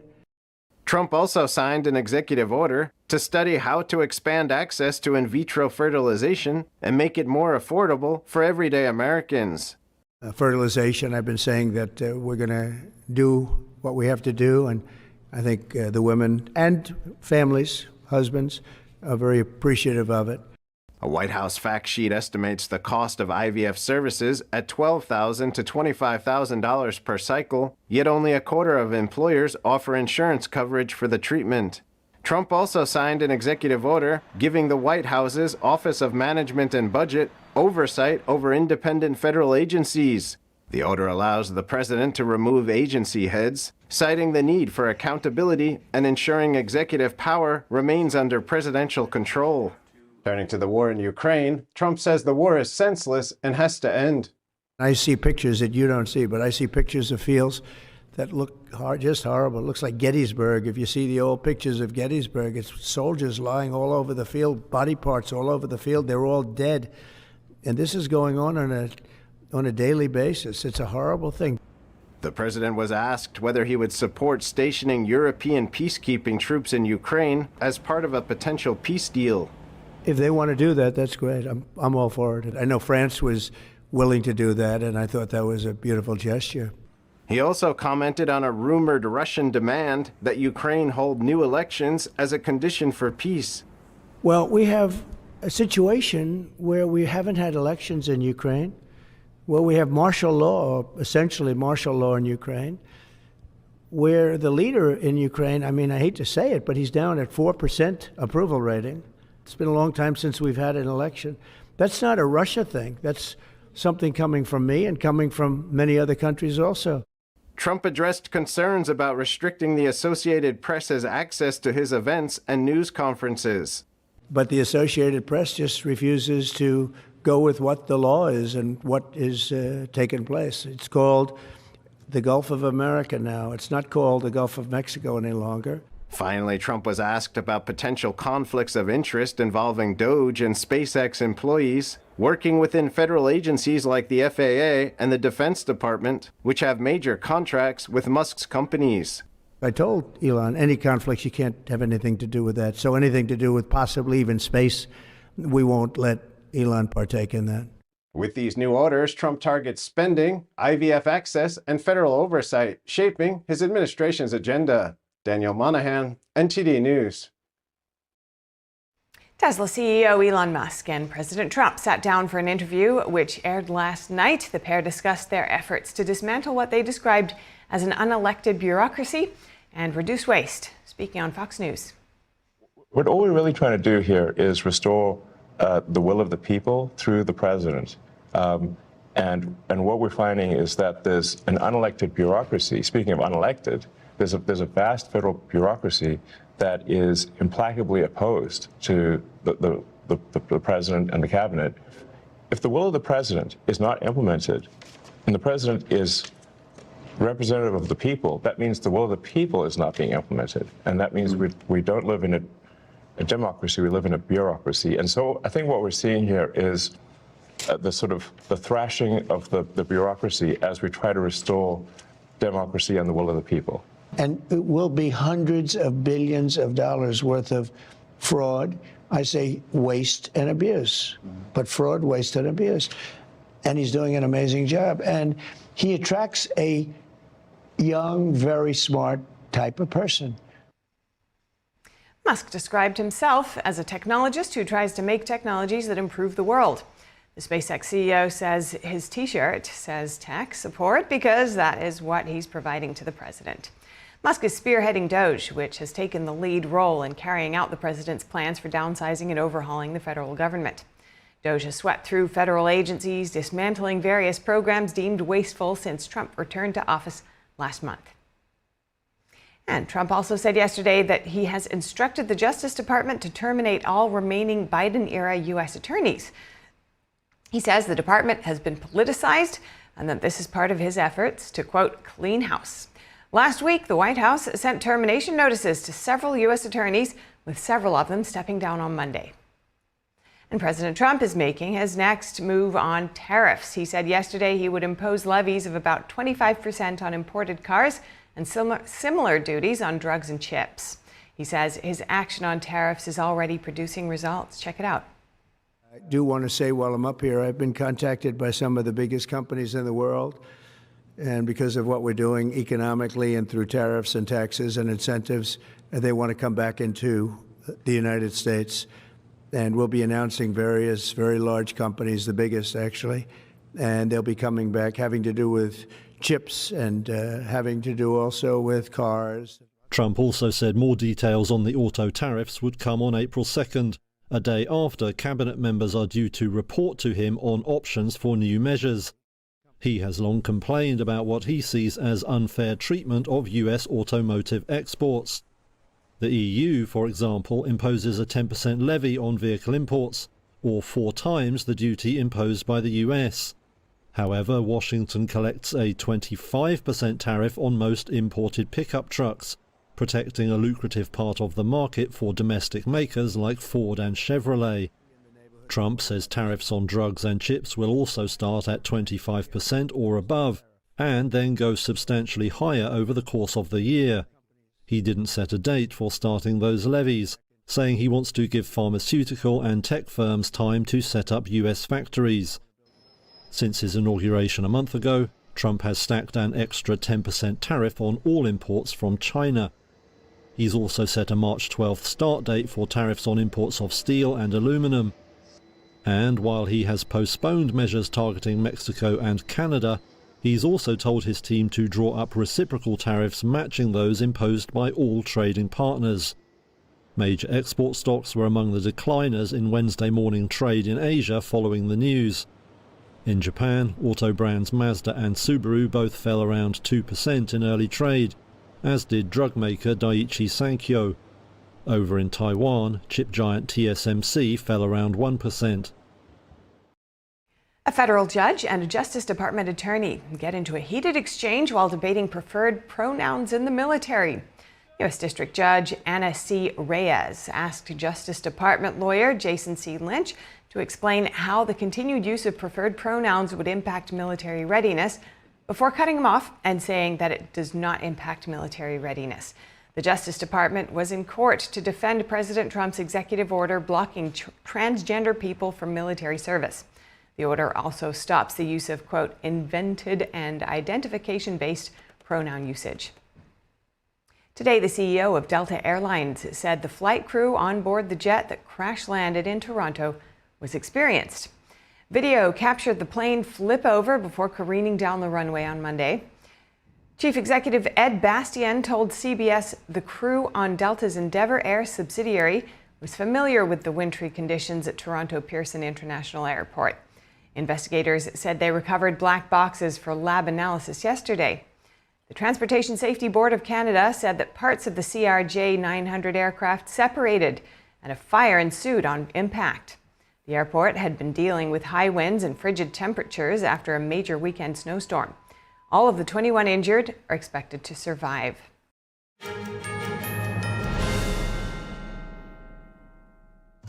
Say goodbye to harsh, bitter coffee and hello to a delicious, smooth brew.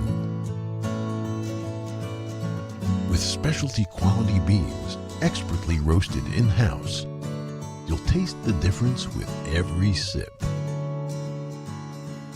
Fermented with a blend of 50 enzymes, Days Coffee delivers a rich brew like no other. Made with the highest grade specialty beans available, you're sure to taste the difference. Elevate your morning with Dave's enzyme fermented coffee. As we naturally age, many people are getting zero amount of this incredible and unique substance. That's when we start seeing an impact in our joints, skin, nails, and even our digestion. People ask me, Dr. X, what is the #1 supplement I should be taking?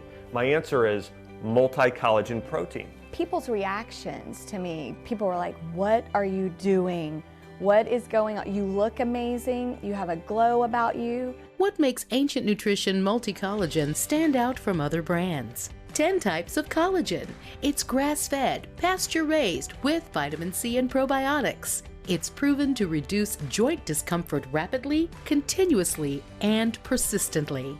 It improves the appearance of crow's feet after 4 weeks and improves skin tone after 8 weeks. And it promotes hair thickness, growth, and a reduction in hair breakage. It has transformed everything from my hair. Like, my hair was starting to kind of just, come out, and I don't have that anymore. My skin feels amazing. Call the number on your screen and find out how to get a free bottle when you order, plus free shipping and our 30-day money-back guarantee. And as a bonus, we will include Dr. Josh Axe and Jordan Rubin's revolutionary book, Multi-Collagen Makeover, free with your order, plus free shipping and free returns. I have implicit trust in Dr. Axe because the plan worked. I'm living proof of it. This is the collagen protein that is backed by clinical studies. It's what my family uses, it's what I use, and I know you're gonna benefit in a big way as well. Love the results or get your money back. This special TV offer is not available in stores. Call the number on your screen or go online now. My graduation was something I will never forget. People like you and me sometimes may have doubts in yourself, but I feel that everything's possible. Find free adult education classes near you at finishyourdiploma.org. Trump administration continuing to step up its assault on human and drug traffickers. Multiple media outlets now reporting that the CIA is expanding its covert program of secret drone flights searching for fentanyl labs in Mexico. Fentanyl overdose is the leading cause of death for Americans aged 18 to 45, and it's largely produced and trafficked into the U.S. via Mexican cartels, with the help of precursor chemicals from China. To discuss, we're joined by Kervin Aucoin, a former lead intelligence, surveillance, and reconnaissance coordinator for the U.S. Army, and now the host of the This Week Explained podcast. Good to have you with us, Kervin. This covert program started during the Biden administration. Do these reports of intensifying the program signal a significant shift in your mind? First of all, thank you for having me on this afternoon. Good afternoon to everybody. I do believe this is a bit of a shift. It is what we're seeing here is President Donald Trump doing what he was elected to do, and that was to stop the fentanyl crisis, to stop cross-border movements, and to prevent the cartels from continuing to bring drugs into this country. And that's what these assets are doing. And so when you hear intelligence, surveillance, and reconnaissance, this is what we're talking about. The MQ-9 Reaper is one of those assets, and this is exactly what it was built to do. It's built to find the enemy, discover where they're at, and then send a team or do other things in order to stop either the production of the fentanyl or to destroy the area that it's being built. And what are the risks, and you've laid out some of the potential benefits of such a covert operation. Just spell it out for us. Yeah, I mean, the risk is minimal. I think the biggest risk is a diplomatic risk, meaning if Mexican officials did not know that this was going on, and I believe, as far as what I know, that they did know that this was happening. But if they didn't, that would be a risk to the U.S. and through diplomatic relations. But it's a win-win. So you're not putting troops on the ground in Mexico to stop the cartels. What you're doing is identifying the areas, and then you can tell that to Mexican officials, and they can go in and disrupt the cartels. Mexico, as you've pointed to, is in a way grappling with a new playbook now that Trump's in office. How do you expect the revelation of this covert program and its intensification to impact U.S.-Mexico relations? Yeah, look, they are fractured because of President Donald Trump being President Donald Trump, and he doesn't mince his words. He says exactly what he believes to be true, and he puts that out there. That's a shock to the global community. You know, they dealt with it from 2016 to 2020. But from what I'm seeing, nobody learned their lesson. Trump is going to say exactly what he feels is the truth, and he's going to put that out there in a public forum. So Mexico is scrambling in this. There could be some fracturing in those relations, but at this point, right now, what we're seeing is Mexico is getting this information, this intelligence from the U.S., and they're cracking down on the cartels. Following Trump's January 20th executive order calling for a crackdown on major cartels, the State Department has made moves towards designating some as foreign terrorist organizations. Could that potentially lay the groundwork for direct U.S. strikes against the cartels and their drug labs in Mexico? It's possible. However, that is going to take some work. Mexico's going to have to agree to that because listen, I want to be very clear. These MQ-9 Reapers, their payloads are intelligence-based, they're ISR-based. From what I know, there are no munitions on these MQ-9 Reapers. But if one were to be used, Mexico would have to agree to that, because if they did not and a munition landed in sovereign Mexican territory, we've got a war on our hands, and nobody's wanting that. Nobody wants to do that. So we've got to be very careful about the type of payloads that are put on these aircraft. And as I mentioned earlier, many of the precursor chemicals that cartels use to make fentanyl come from China. Now, given the unique United States-U.S.-China relations, do you anticipate any new moves to crack down on China's role in all of this? And if so, what would that be?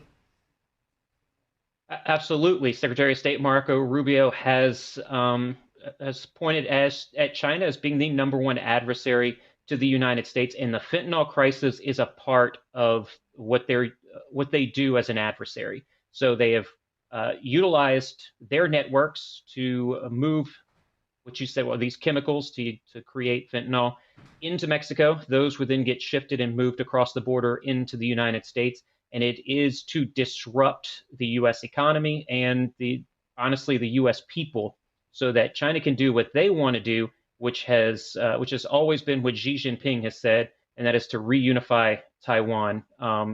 Very, very good of Marco Rubio to understand that, and I do think there's going to be a lot more pressure on the Chinese Communist Party. And homing in now on the Sinaloa cartel, Mexico says it has arrested one of that cartel's leaders, and he's actually facing extradition to the U.S. That's Humberto Rivera, and he is, of course, implicated in some of the fentanyl trafficking that has gone on, as well as human trafficking. How much of a blow is that potentially to the cartel's operations? It is a blow, but it's very interesting that the Trump administration wants to label the cartels as a terrorist group, because in a lot of ways, it's very similar in how the leadership structure works. So if you take out one leader, either one or two more can come up through that. And so, yeah, to designate him as a terrorist organization, I think is the proper thing to do, because they run a little bit like a terrorist organization. But you can't just take the leader, remove him from that organization, and then say, this is over, we've won. No, two more will pop up, even more will pop up. And instead of the cartels fighting each other, as they've been doing for a while, now they're going to be looking to, fight against the United States and also Mexican officials. Watching this all very closely as it rapidly develops. Thank you so much, Kervin Aucoin, former lead intelligence, surveillance, and reconnaissance coordinator for the U.S. Army. Good to speak with you. It's so good to be on. Thank you so much. President Trump's pick to lead the Department of Commerce was confirmed by the Senate in a 51-45 vote. Howard Lutnick has championed Trump's trade agenda, saying the United States needs to demand fairness in global trade. Here's that story. The Senate on Tuesday voted to confirm Howard Lutnick as Secretary of Commerce. Lutnick will oversee roughly 47,000 employees of the Department of Commerce. The department is in charge of everything from export controls to weather forecasting and fisheries. It also directly oversees the more than $50 billion CHIPS and Science program and a $40 billion program to expand high-speed broadband to areas with poor service. Lutnick is the CEO of Cantor Fitzgerald, a firm on Wall Street. Before the vote, Senate Majority Leader John Thune said Lutnick was an outcome-driven leader, praising his business acumen. Mr. Lutnick is a successful businessman who has spent 4 decades building up Cantor Fitzgerald, the firm that hired him after college. He's an inventor whose name appears on over 800 patents and patent applications around the world. And he's someone who's not only passionate about business, but who cares deeply about people. Lutnick previously expressed support for President Trump's trade agenda, advocating for tariffs across the board. Some Democrats took issue with that, arguing Lutnick is not the man for the job. In my conversations with Mr. Lutnick and before his Commerce Committee hearing, he made it very clear that he intends to be very enthusiastic about the president's plans for tariffs. When he talked about tariffs, I don't know that he knew how much the U.S. economy was going to start paying the price. Meanwhile, Robert F. Kennedy Jr. gave his first address as Secretary of Health and Human Services Tuesday. He told staff he wasn't there to impose his beliefs, but to work together with them to create an era of radical transparency. I want the agencies under HHS to earn back that level of global trust. And what is the path to public trust? The path to trust is always through transparency. Transparency is the foundation of science, and it is the foundation of democracy. HHS is in charge of 13 agencies, including the Centers for Disease Control and Prevention and the Food and Drug Administration. Kennedy says the influence of big corporations on these agencies needs to be challenged. And I understand that it is a system and not the people in it that is the main problem. This is how the agencies under the HHS umbrella will recover their reputations as unimpeachable sources of scientific information to guide policymaking, medical professionals, the public, and the whole world. Also on Tuesday, the Senate voted to advance the nomination of Kash Patel as the director of FBI. Senators voted along party lines on one of Trump's most controversial nominees. The final confirmation vote is set for later this week.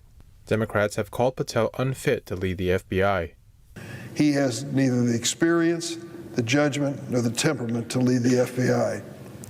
My Senate Republican colleagues, sadly, are willfully ignoring myriad red flags about Mr. Patel, especially his recurring instinct to threaten retribution against his political enemies and President Trump's perceived enemies.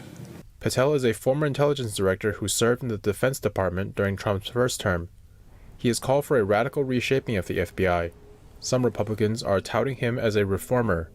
Mr. Patel's the right man at the right time. His career has been a study in fighting for unpopular but righteous causes, exposing corruption. Some other Republicans, including Senators Lisa Murkowski of Alaska and Susan Collins of Maine, have not said whether they will vote to confirm Patel's nomination later this week. For now, it looks like there's a tight race in store. And now for an update regarding multiple DOGE lawsuits. The Trump administration is asking the Supreme Court to approve the firing of Hampton Dellinger, head of the Office of Special Counsel. Dellinger, Biden appointee, argues he can only be removed for cause. A federal judge blocked his termination, and an appeals court upheld the ruling.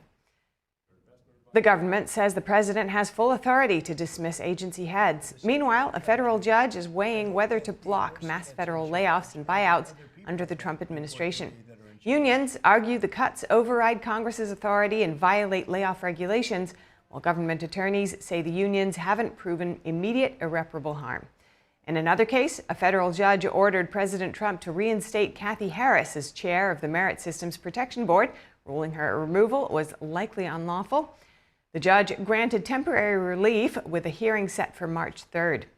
Additionally, a judge has temporarily halted the firings of 11 CIA officers placed on leave over their involvement in the agency's DEI programs.